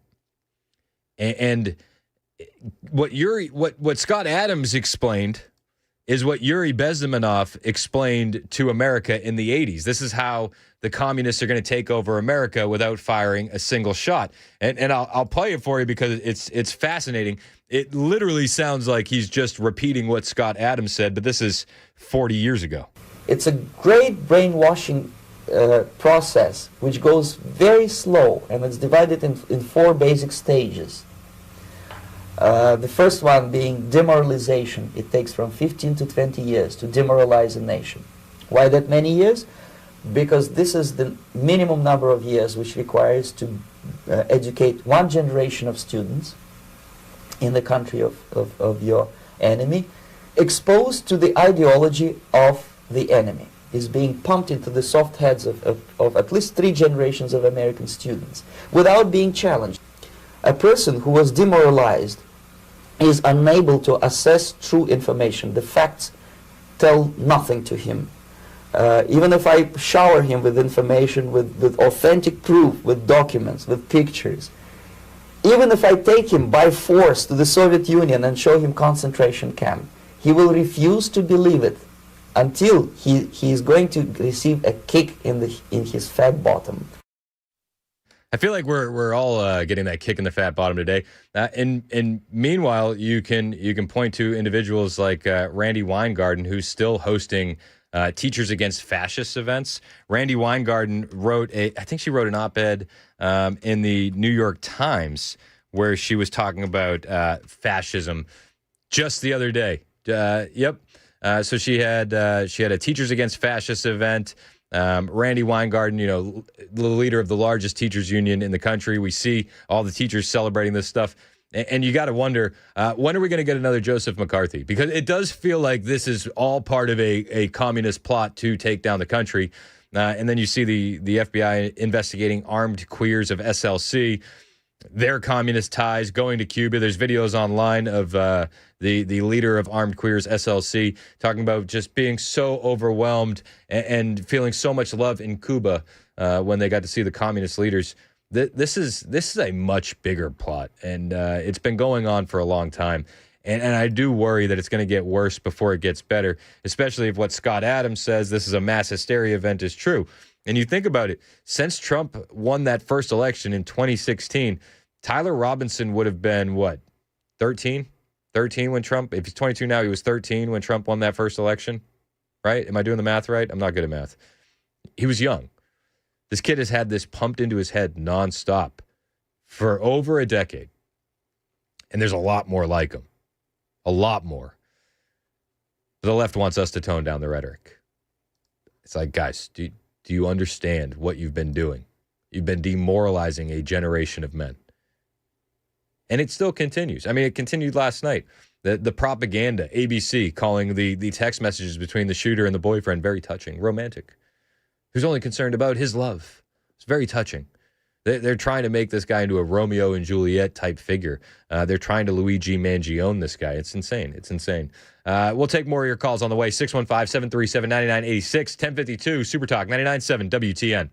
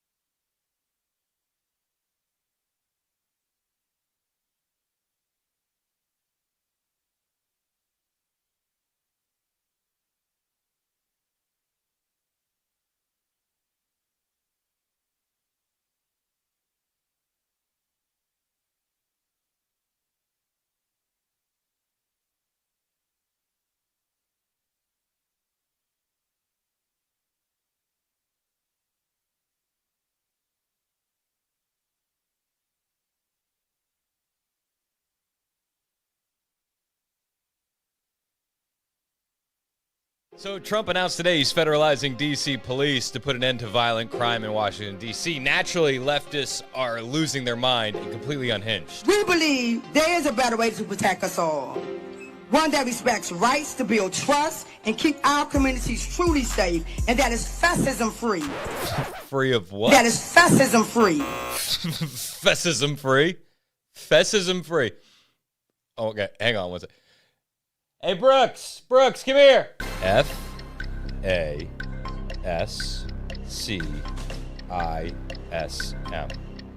Fascism? Correct, fascism.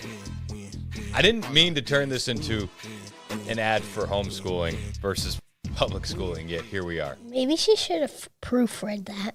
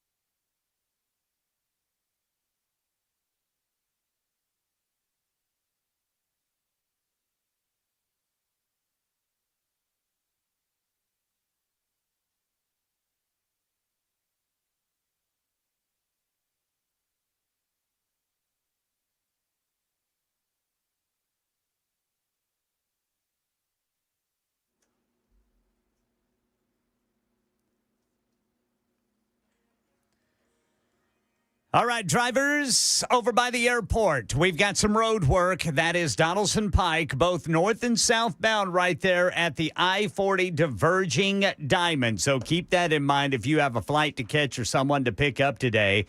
President Trump and the First Lady are in Great Britain. They have rolled out the brass horns today. We'll tell you what the president's doing over there coming up at 11 on Super Talk 99.7 WTN. That's not the Benny Hill song. It's Super Talk 99.7 WTN. I'm Chris Hand, 1058, Super Talk 99.7. All right, hey, real quick, I got to clean something up. So Randy Weingarten, it wasn't in the New York Times where she wrote that piece. We were talking about mass hysteria, the communist plan to subvert the children, and I do think that that's a very real thing. But she wrote the piece in the Rolling Stones. She wrote it just came out yesterday. In the light of everything we're seeing, to still label your political enemies fascists, I think is downright dangerous. Randy Weingarten wrote a piece for the Rolling Stone calling conservatives fascists. She's moving full speed ahead with his sick rhetoric right after Charlie Kirk's assassination, reports Corey DeAngelis. Now, listen to some of the stuff in this article. Under the current Trump administration at both the state and federal level, far-right forces and wannabe dictators are smearing teachers, slashing public school funding, banning books, outlawing honest history, and expanding private school vouchers. But fascists want one leader or a small group of elites to have all the power. And that's what's happening in the United States right now, with billionaire Trump having enabled his shadow governing partner, Elon Musk. Are we really doing this in the days after Charlie Kirk's assassination? And I would say this is a communist play. Labeling your opponents fascists and Nazis. This was in the Communist Directive in 1943. In 1943, the following directive was issued from party headquarters to all communists in the United States. It read, "When certain obstructionists become too irritating, label them after suitable build-ups as fascist, or Nazi, or anti-Semitic, and use the prestige of anti-fascist and tolerance organizations to discredit them. In the public mind, constantly associate those who oppose us with those names which already have a bad smell. The association will, after enough repetition, become fact in the public mind." Oh, weird. It's almost like this is the playbook that we're watching roll out in real time. Maybe my tinfoil's too tight. I don't know. We'll take more of your calls on the way. Brian and Sam, you guys have been holding for a minute, and I asked for your patience. I thank you for your patience. I'll get to you guys first up after the headlines with Ken Weaver, which starts right now on Super Talk 99.7 WTN.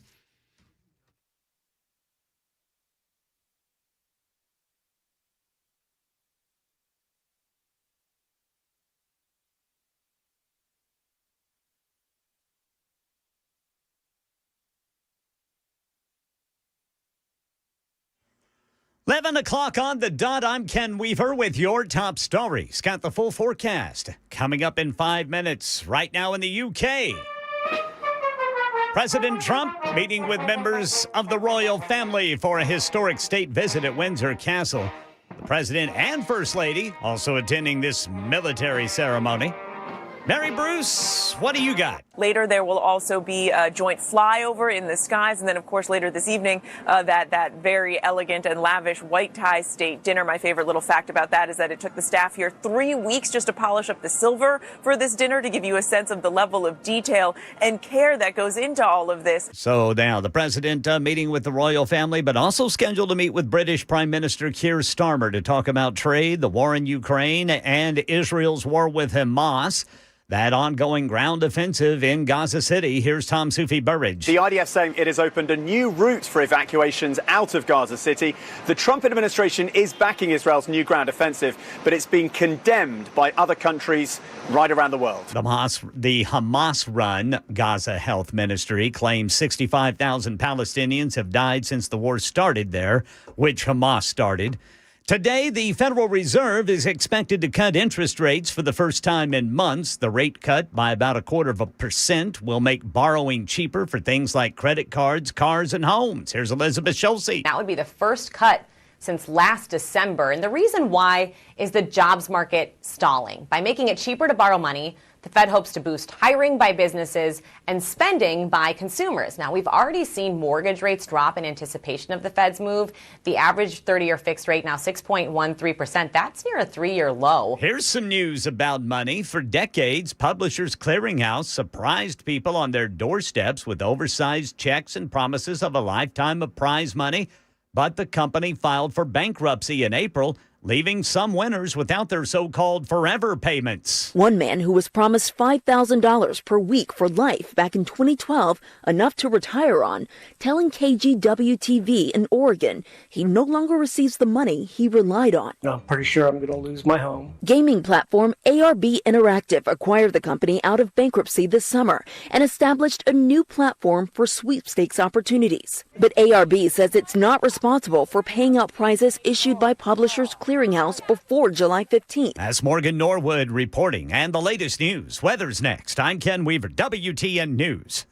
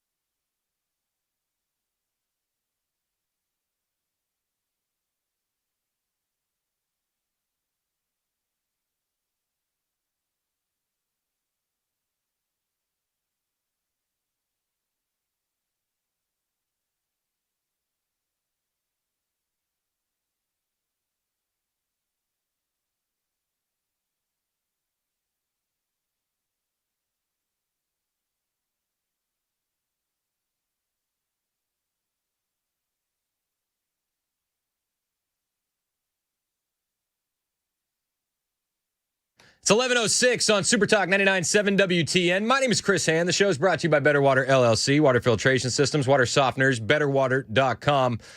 So my wife and I are heading to Phoenix this weekend. We're going for the memorial service for Charlie. We're grateful to be able to go there.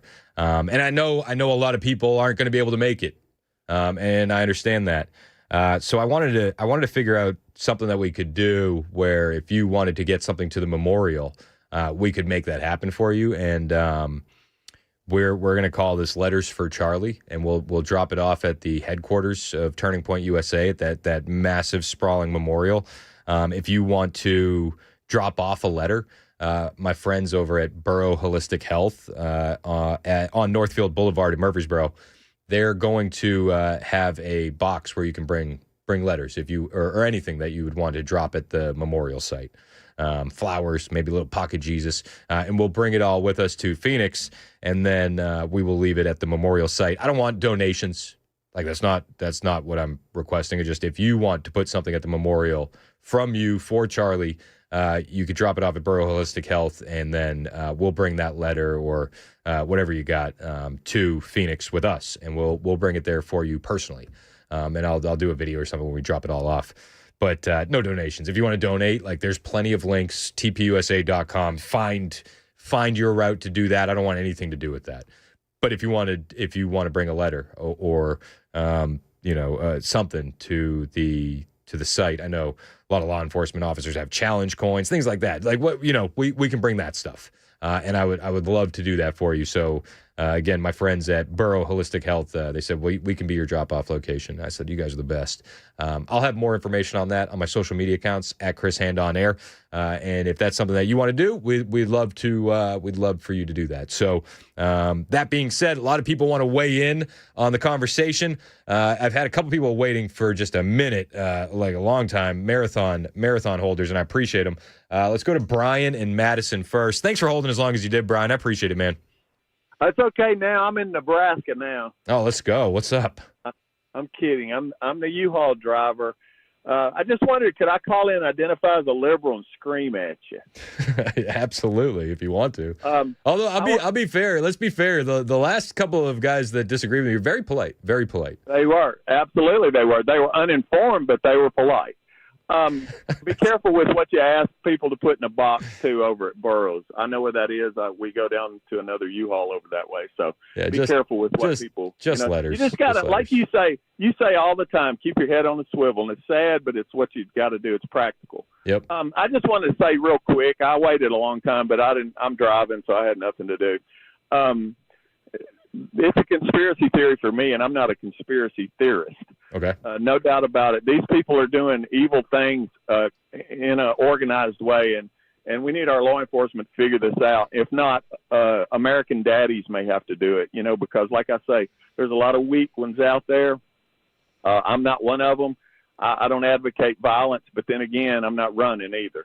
So that's all I got to say. I just think it's a conspiracy. No doubt about it. Some people at high levels are involved, and they got to find out who they are. Hold on. You expand a little bit on where you think the conspiracy is. Or do you think it's a conspiracy of left-wing radical militant groups like Armed Queers SLC and Antifa, or are you leaning that the conspiracy is more in our government or foreign governments? Because there's competing theories. So just saying conspiracy, and I mentioned this earlier today. It's such a weird time in 2025. I think that we're at a point where there is never going to be a consensus on the truth. There's just not. And shutting down any dialogue when it comes to the theories, I think, is the wrong way to go about it. So I'm open to where you're at. So which angle are you taking?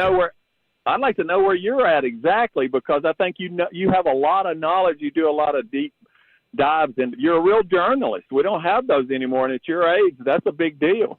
I mean, I wouldn't call myself a journalist. I just wouldn't. I think you have. Okay. I'm a professional dot connector, to channel my inner Uncle Phil. That's as far as I would go. For me, I think militant Antifa trans network. That's where my gut tells me. Me too, because they're sick people anyway. But the other thing is that Salt Lake City queer organization is it's a misnomer. They're not queers, they're trans, most of them. And so we used to call queer anybody that was odd or whatever, just like we used to use the N-word for people that were ignorant. Now we can't do that. But I'm just saying, it wasn't a racial thing back then. I don't think it was a stupidity thing. But and kind of like today, these people are just evil, bro. You say it all the time. I agree with you. I hate to be an echo chamber, but that's how it is. It's just evil, and we got to fight it. And you know what? We may have to fight it at the ground level, where I'm sitting right now with a buddy who ain't scared either. He's a daddy who ain't scared, and we're willing, if trouble comes our way, to stand up. We're not going to run. Patriot. Yep. Patriot. I hear you, man. Patriot. You got another listener. Hey, I appreciate it, man. And we're all for patriots, not P-A-Y-triots. There's a difference. 615-737-9996. Sam in Nashville. Samuel, you've been holding for a minute as well, man, and I appreciate you hanging on as long as you did. What do you want to talk about? How you doing, brother? Just earlier you asked why now, why would the information about the donors be coming out now?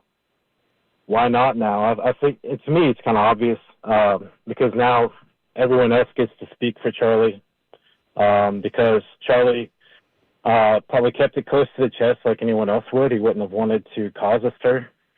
I believe that if we could trust Israel, if every gift Israel ever tried to give us didn't have bugs in it for trying to surveil our political leaders, then we'd be able to trust them. We didn't make that a fact. Charlie didn't make that a fact. Israel made that. They made that fact. But yes. So you are of the opinion that Israel had something to do with this? No, I believe that both things could be true, as you said.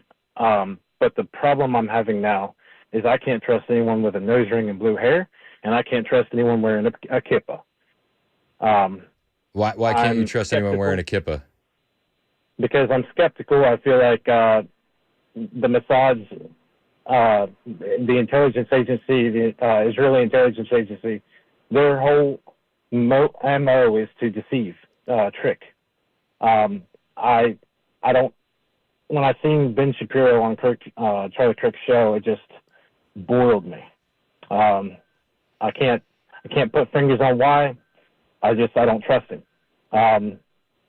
The Israel has made themselves, I believe, a part of this conversation due to past history. And you're just for the record, you're conservative. Yes. Yeah. So yeah. No, but I think that's important to point out that there is a growing mistrust when it comes to Israel in the conservative movement. There is? Yes, 100%. And it's been going on for a while.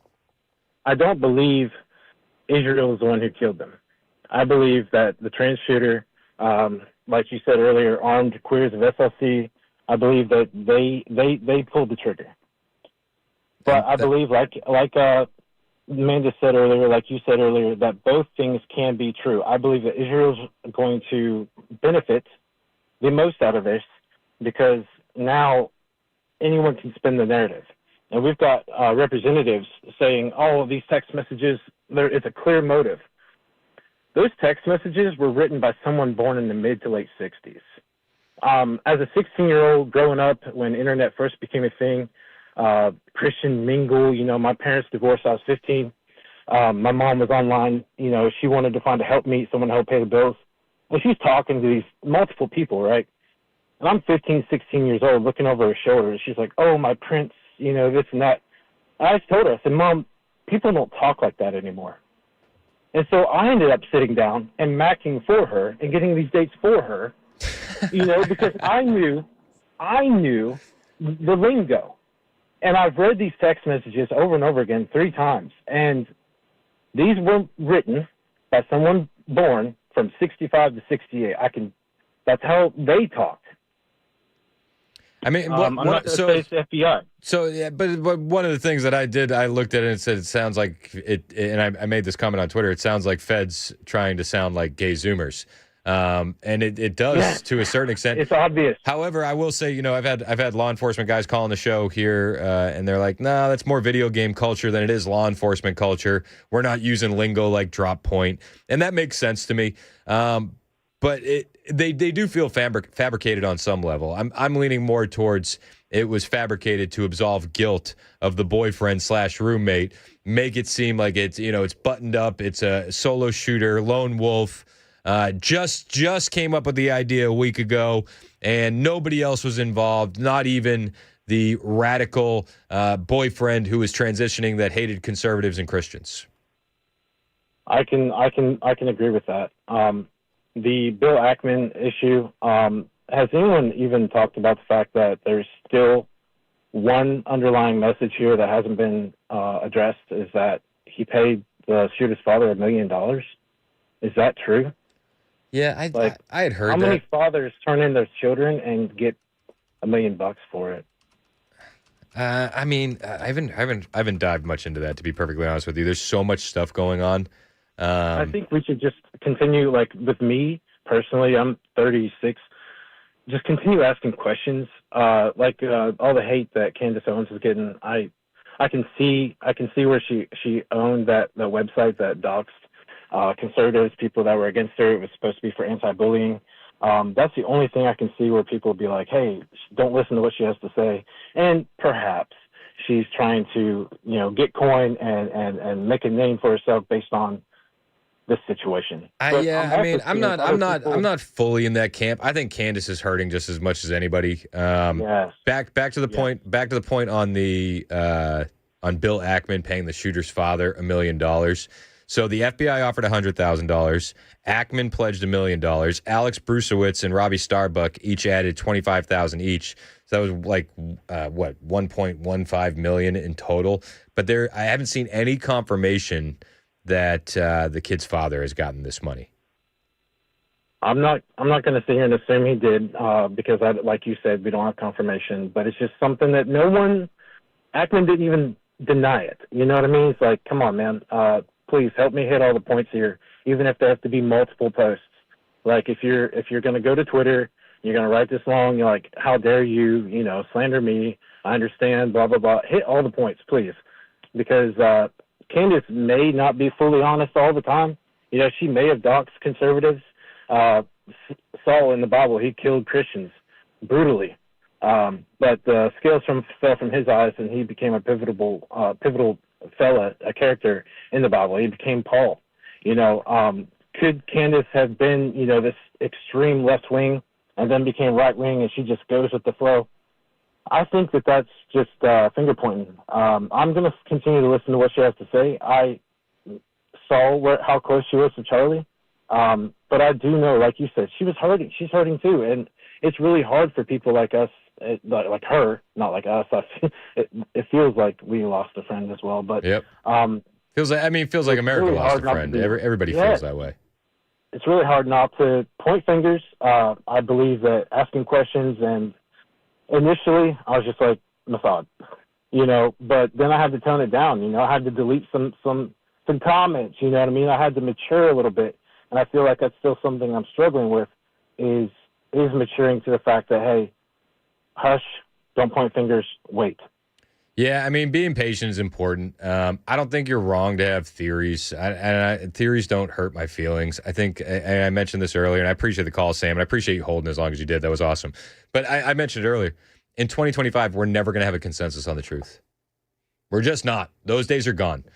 There's not going to be a single prevailing narrative. There is going to be people that don't believe what the story is, even if we present all of the information and all of the evidence, and we can present a case that will win in court.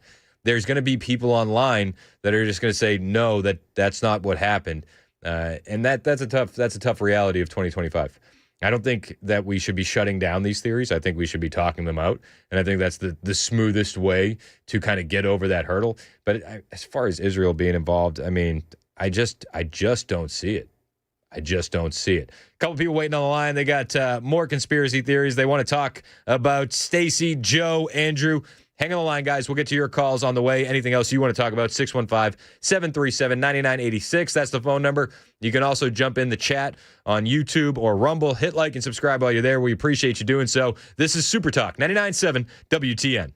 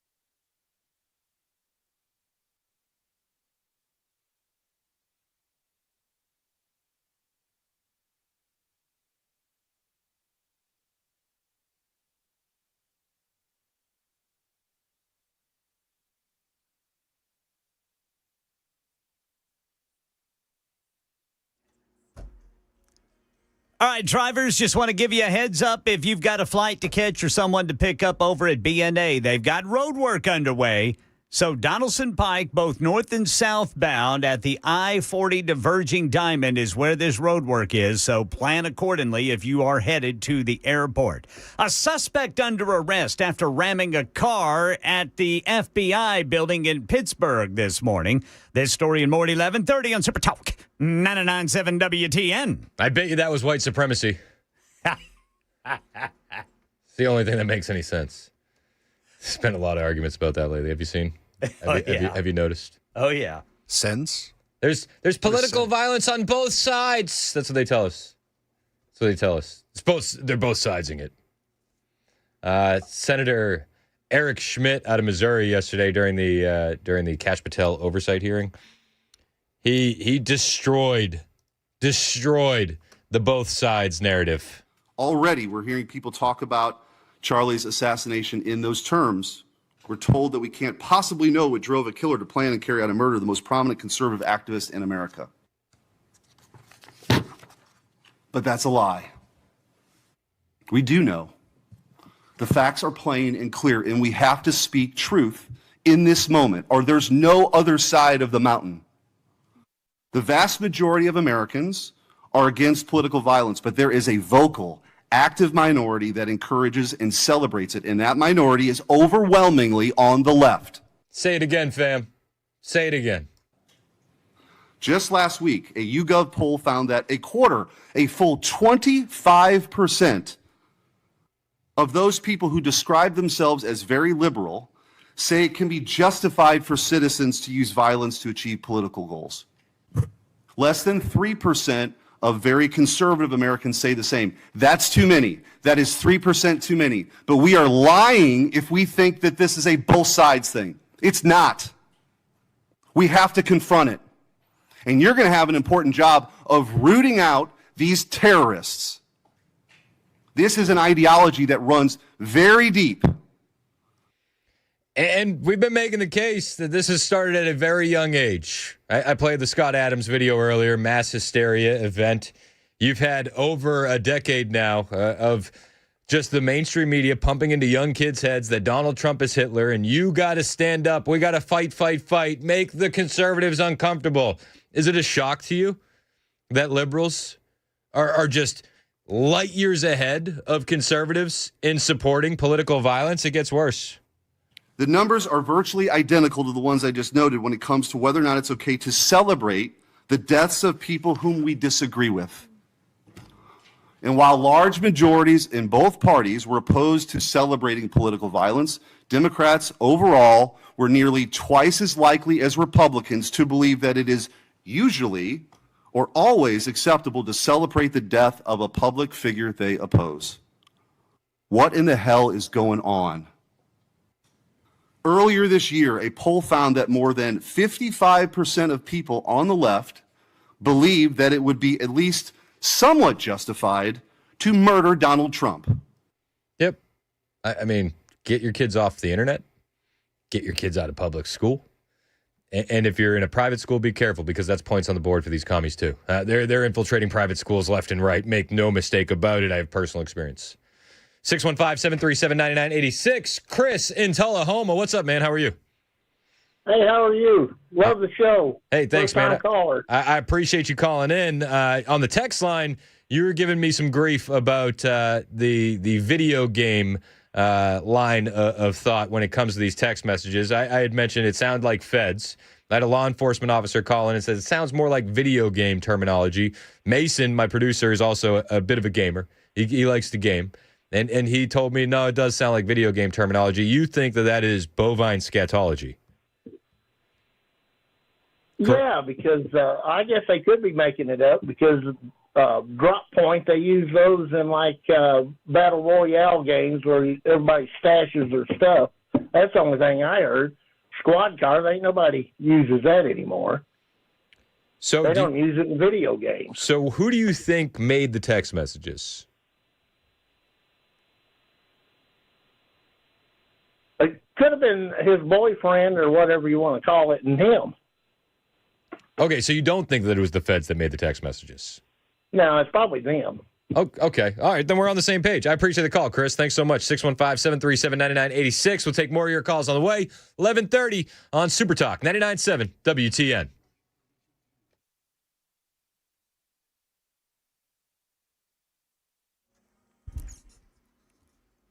$11:30 on the dot. I'm Ken Weaver with your top stories. Full forecast and traffic in 5 minutes, and a suspect under arrest after ramming a car into the security gate of the FBI building in Pittsburgh this morning. We do believe that there is a mental health problem and a history of mental health issues with the subject. That's FBI Assistant Special Agent in charge Christopher Giordano. He identified the suspect as Donald Henson, said the Bureau's treating the incident as an act of terror. And President Trump and the First Lady getting a red carpet and military band welcome in the UK today. President visiting Windsor Castle. Also scheduled to meet with British Prime Minister Keir Starmer to talk about trade, the war in Ukraine, Israel's war with Hamas. In Gaza, thousands of Palestinians are trying to leave, with the IDF continuing its operations to try to root out Hamas. ABC's Tom Sufi Burridge is in Israel with the latest. Aid agencies say nowhere in Gaza is safe to go. Israeli tanks rolling into Gaza City with roughly 700,000 Palestinians still there and under heavy bombardment, with regular explosions rocking the Gaza skyline. The Hamas-run Gaza Health Ministry says 65,000 Palestinians have died in the war. Right now in our nation's capital, the fired head of the CDC testified about her dismissal today before the Senate Committee on Health, Education, Labor, and Pensions. After less than a month on the job, Susan Benares says she was let go following a meeting with the HHS secretary. He said that the childhood vaccine schedule would be changing starting in September, and I needed to be on board with it. Benares says she told Robert F. Kennedy Jr. that she couldn't be unless the changes were supported by data and evidence. Earlier this month, Kennedy testified Benares told him she's not a trustworthy person. At today's hearing, the former CDC director was asked about what she fears if the forthcoming vaccine recommendations aren't based on science. I believe preventable diseases will return. Stephen Portnoy, ABC News, Washington. That's the latest news. Weather's next. I'm Ken Weaver, WTN News.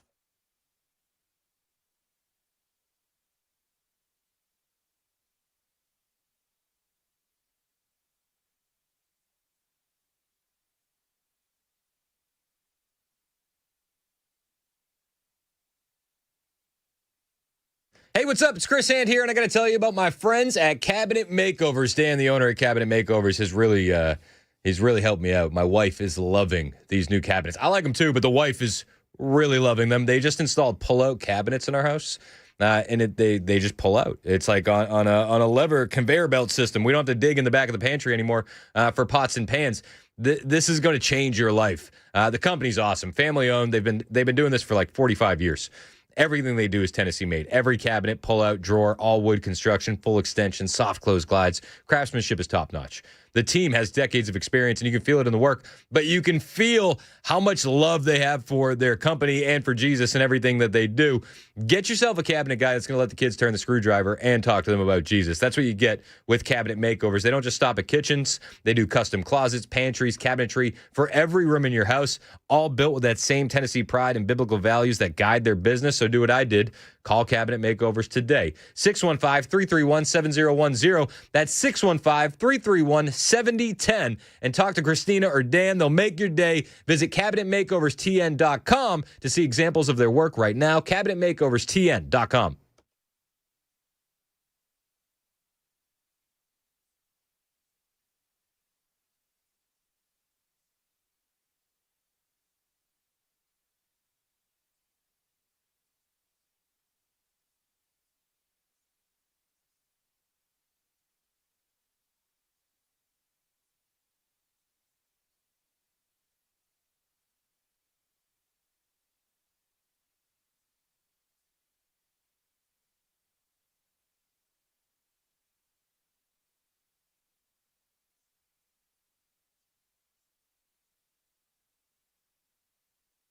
Did you see these people in Washington, D.C. and their stupid chant? Black Lives Matter! Black Lives Matter! Black Lives Matter! So here's why this is dumb. Because Donald Trump sending in the National Guard is to stop the murders.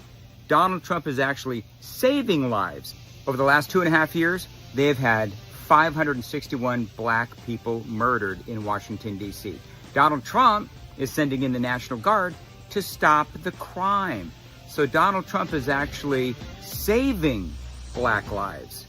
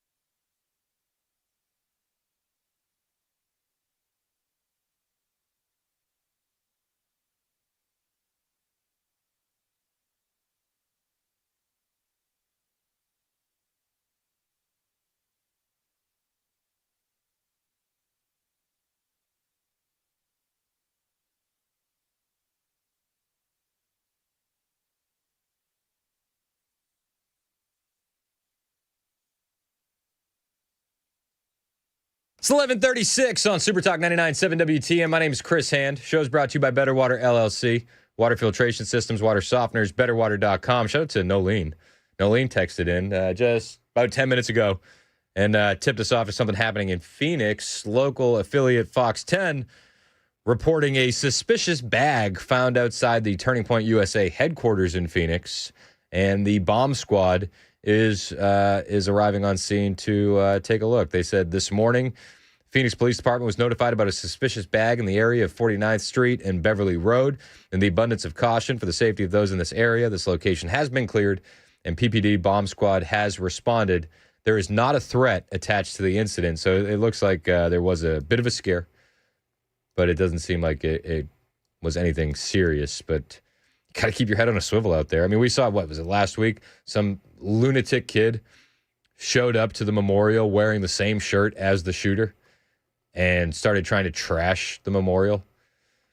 I mean, maybe this was just somebody accidentally leaving a backpack behind. But I'm glad to see that they're on top of it and responding quickly.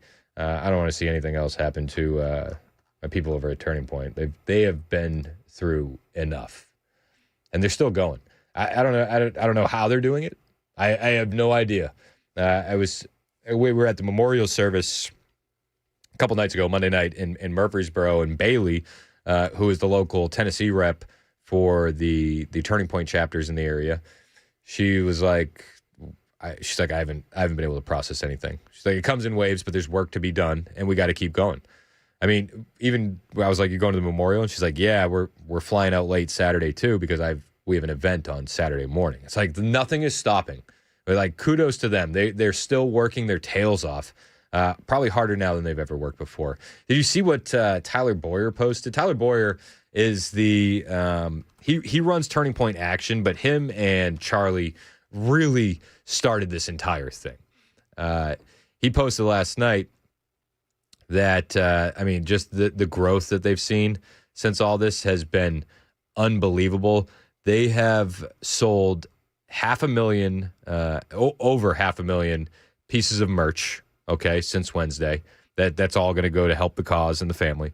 They have had 27,000 college leads for chapters, 26,000 high school leads, 15,000 tickets sold for America Fest in Phoenix in December, 520,000 items purchased in merch, and over 31,000 requests to get involved with Turning Point Action coalitions and ballot chasings. Unbelievable. Unfreaking believable. Everybody that thought they were going to silence Charlie Kirk, it didn't work. It didn't work at all. And I'm just grateful for that. 615-737-9986. Let's go to Andrew in Mount Juliet. What's up, Andrew? Hey, Chris. Just had a question. I was on YouTube the other day, and you got guys like Don Lemon out there working the streets asking for feedback. He's going up to African Americans and saying, what do you think about Charlie Kirk? You know, he hated black people. He hated black women. What's your thoughts? Is there any way, or is there a cataloging of his videos to where we can educate ourselves? Because, Don Lemon, the spin doctor himself, I'm sure he probably hasn't even seen the data, but I would like to know where I can go to where they're citing these things and refute them just like Charlie would. So, I mean, listen, a lot of the clips that they talk about, like I know the one you're talking about, like the low IQ black woman clip, you're not going to find it because it doesn't exist. If you're looking for the clips, you can always go to the Turning Point USA YouTube channel. They post every Prove Me Wrong there. You can go to the Charlie Kirk YouTube channel. I mean, everything's archived. It's on the internet. It's there forever. And then the other thing I would suggest that you do is use Twitter as a search engine. I do this all the time, and it's probably better than Google at this point, especially when you're looking for specific clips with keywords. And then you can also search through individual specific profiles. But I would suggest doing that. The Turning Point YouTube page, the Charlie Kirk YouTube page, the Rumble pages if you prefer, and then use Twitter as a search engine. You can find anything that you need that way. Are they time-stamped where you can find what you're looking for? No? I mean, that would I don't have a great answer for you on that. And Okay. I mean, I think some of them are going to be time-stamped. Some of them are going to be, what do they call them, like chapters, right, on the YouTube videos? Is that what they call it? I think some of them are going to have those. I don't know if all of them are going to have them because, full disclosure, I have not combed through every video on the Turning Point YouTube page.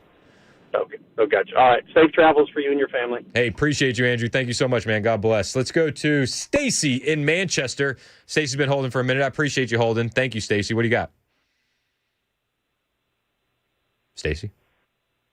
Stacy needs to be checked on. She might have fallen asleep. She was on hold for a rather long time. I think I saw 37 minutes. Yeah. Sorry, Stacy. Sorry. It's been one of those days. It's been a busy day. 615-737-9986. We'll check on Stacy. We'll get back to Stacy. I was surprised to see John Fetterman being sane. Is that weird? I mean, he's one of the most sane ones on the left. I don't think that if he was running on his merits in a Democrat primary, they would vote for him anymore because of how sane he's been. But this was John Fetterman on the Charlie Kirk assassination and what we need to do in the aftermath. Don't compare him to anyone. And if you do, then you will incite somebody to say, well, now I feel like I have to stop that and take them out. People have seemed to have forgotten that the president took a shot to the head.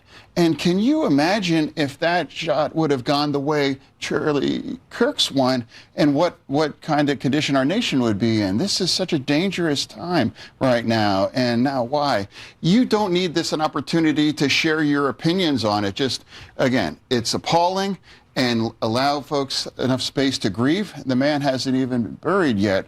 And it's like, that's why we wanted to have a conversation that we have to find a way to work together. We do. John Fetterman is I mean, that's a reasonable take. And I'm not mad at him for that take. I actually thank him. You compare a guy to Hitler, are you shocked at what happens? When you indoctrinate the youth of this country and they grow up into demoralized men with just nothing to lose, are you surprised at what happens? Jasmine Crockett, she goes the other way, and she was asked if is political violence worse on the right or the left. She says it's false comparison. Do you think the political violence problem on the right is worse than what it is on the left? I think it's a false comparison in the first place, and I think we should have a leader that is responsible enough to denounce political violence, period. It's not about where it comes from. It's about the fact that it is happening. It is never okay. It's not about where it comes from. I think it has a lot to do with where it comes from. And I think the where it comes from is a part of this conversation, if not the biggest part of this conversation. What would we play? It was Senator Eric Schmidt out of Missouri yesterday, just lambasting people in the oversight hearing with FBI Director Kash Patel, saying this is not a both sides thing. 3% of conservatives believe in political violence. 25% of Democrats believe in political violence. It's not on both sides. Where it comes from matters, very much so. And it goes right back to what we've been talking about, the indoctrination of these young kids, be it in public school, be it at college, or be it on the internet. This is a huge part of the conversation. Jasmine Crockett doesn't want to do that. She wants to blame Trump. It is never okay if it happens on the left. It is never okay if it happens on the right. And if we had someone that knew how to be an adult in the room, he would say that. But when we look at it, please tell me who is fostering this gun culture, right? I mean, the reality is that the average person on the left probably couldn't make a shot from 200 yards because they haven't been playing with assault rifles since they were a little kid. Except for the Armed Queers SLC, right? Forget about that. This is what we get from the American left. John Fetterman is a unicorn in the Democrat Party. The rest of them sound like Jasmine Crockett. Scott Jennings went after a liberal panelist yesterday on CNN. He's a beast. I like Scott Jennings a lot. This liberal panelist suggested that we avoid focusing on left-wing violence. And Scott just went, really? And started reading the text messages. Again, I have my questions about the text messages, but Scott Jennings using them as an opportunity to bludgeon a leftist, I think was a smart thing to do. This is how it went down yesterday on CNN. Groups, and I think when you start to bleed those two concepts together and create this notion that in this incredibly fraught moment, in the wake of this horrific shooting, when you foment the idea that we have to be at each other's throats politically, I think that's a dangerous place to be. Why did I do it? I had enough of his hatred. Some hate can't be negotiated out. So can I ask you? He has Scott, just explain what you just read. That is the message that the shooter, Tyler Robinson, sent to his roommate. That is what he said. He also engraved the word, "Hey, fascist, catch," on the bullet. For 10 years, we have heard nothing from the left but that Donald Trump is a fascist, Republicans are Nazis, authoritarians, destroy the Constitution, bloodbath, dictator for a day. And he wrote it on the bullet. So can I ask you? And he's been obviously marinating in some kind of information that radicalized him based on what he heard in the air in this country. So does the shooter who assassinated Melissa Hortman, who was a stated Trump supporter, whose roommate said he was trying to equate these two things? Can you let me finish my thought, please? Please. We're talking about two people in politics who both... I'm asking you, does that shooter represent the entirety of the MAGA movement? Of course not. I would never argue that. I don't think you would argue that. The big difference is we also didn't celebrate the death of Melissa Hortman. Nobody did. And you can't equate the two things. Nobody knew who Melissa Hortman was. Nobody. Also, it was rather convenient that she was gunned down after she voted with Republicans. Isn't that rather convenient? By a guy who was appointed to a board by Tim Walz. Trump supporter, though. Trump supporter. So why is it acceptable to use this moment to argue that somebody, a sick individual who committed a horrific crime, how do you know he's sick? Is somehow... Are you here to argue for his sanity? I'm here to argue. All I know is what the prosecutor said today. He read very lucid messages from a shooter who was motivated by political hate, who had a plan to get away with it. He did not sound like a deranged person. He sounded like someone who had decided to take it upon himself to rid the world of someone that he hated politically, that he thought that the world would be better off without that. That's different than some deranged lunatic. He's right. He's right. 615-737-9986 if you want to join the show. John in Nashville, you're up first. What's up, John? Hey, Chris, how are you? Hey, I really like your program, and I thought I could be of a little bit of help to people to know what we're dealing with these days. In my career, and it goes back pretty far, I worked at 7 different local news outlets, and my first job right out of college was at a fairly small market TV station. And our assignment manager was a recent graduate of Smith College, and I remember proposing a story, and she said, well, how are you going to spin that to convince people? And it was involving a Republican candidate. How are you going to spin that to prove that he's wrong, that this candidate is wrong on that? To which I said, that's not why I went to school, to prove one side is wrong or another. It's just to say what the issue is in this particular election. And that sentiment followed us throughout the different places up until just a few years ago when I was no longer involved in the first Trump administration. I still had some friends that were working at some of these local TV outlets, and they said that they were, again, pretty fed up with the management at all of these local TV stations because it was not a matter in the morning meetings of who is going to cover what factual event. It was, okay, how do we spin this story? Yep. And verbatim, Chris, from one of our friends telling me, how are you going to spin that story today to make Donald Trump look bad? And I said, man, that does not surprise me. But, and again, the biggest thing I think somebody that works in a local TV station has is the fear of not having something to cover, is to not have a news story. And I think people were talking about the pandemic being a blessing to people on the left, whereas I saw the pandemic as a godsend to people in local TV because there was their story every day. That took the work off their plate. There was something to say about it every day, and I think that's part of the reason why it really blew up.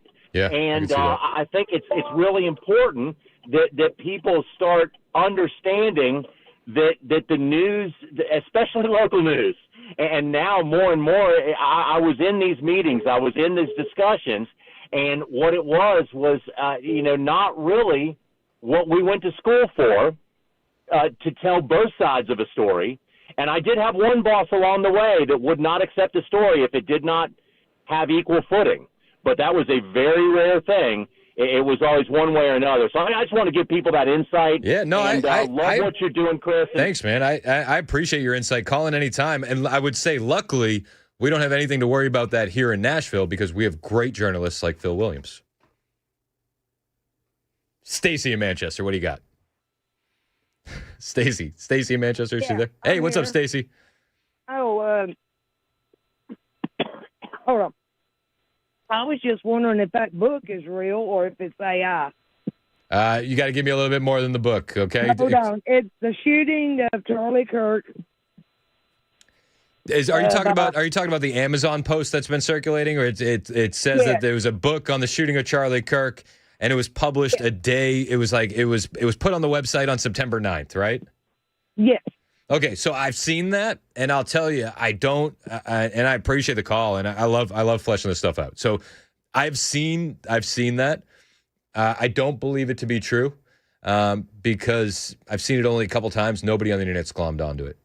Photoshop is so easy these days. I could be wrong, and I'll let new information change my mind, but if that had been real, the weaponized autists on the internet would have sunk their teeth into it and never let go. Make no mistake about it. We wouldn't be seeing videos about hand signals. We wouldn't be seeing videos about did the camera have a projectile that launched into Charlie from behind him. We wouldn't see any of that crazy stuff if that book was real. That would be the main focus on the internet. That's just my opinion. I'm open to new information, change my mind. But when I don't see the weaponized autists on the internet, who I love, that's not a negative. That is a very positive term. When I don't see the weaponized autists going after it, then I'm led to believe that it is photoshopped and fake. A bit of misdirection, if you will. Maybe. Who knows? 11:54. This is Super Talk 99.7 WTN.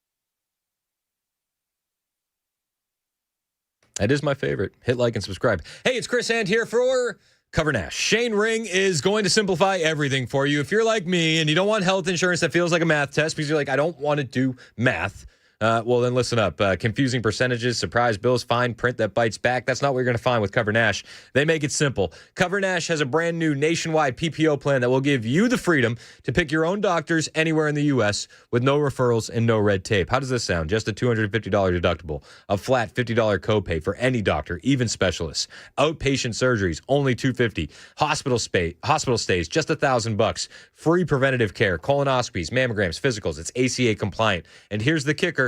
No surprise bills, no hidden fees, just real protection from real providers. And if that doesn't work for you, well, Cover Nash works with over 75 top-rated insurance companies. They'll find something that works for your budget and your needs. All you got to do is call Shane Ring today over at Cover Nash, 615-465-0023. That's 615-465-0023, or find them at covernash.com. Health insurance made simple. Finally, covernash.com.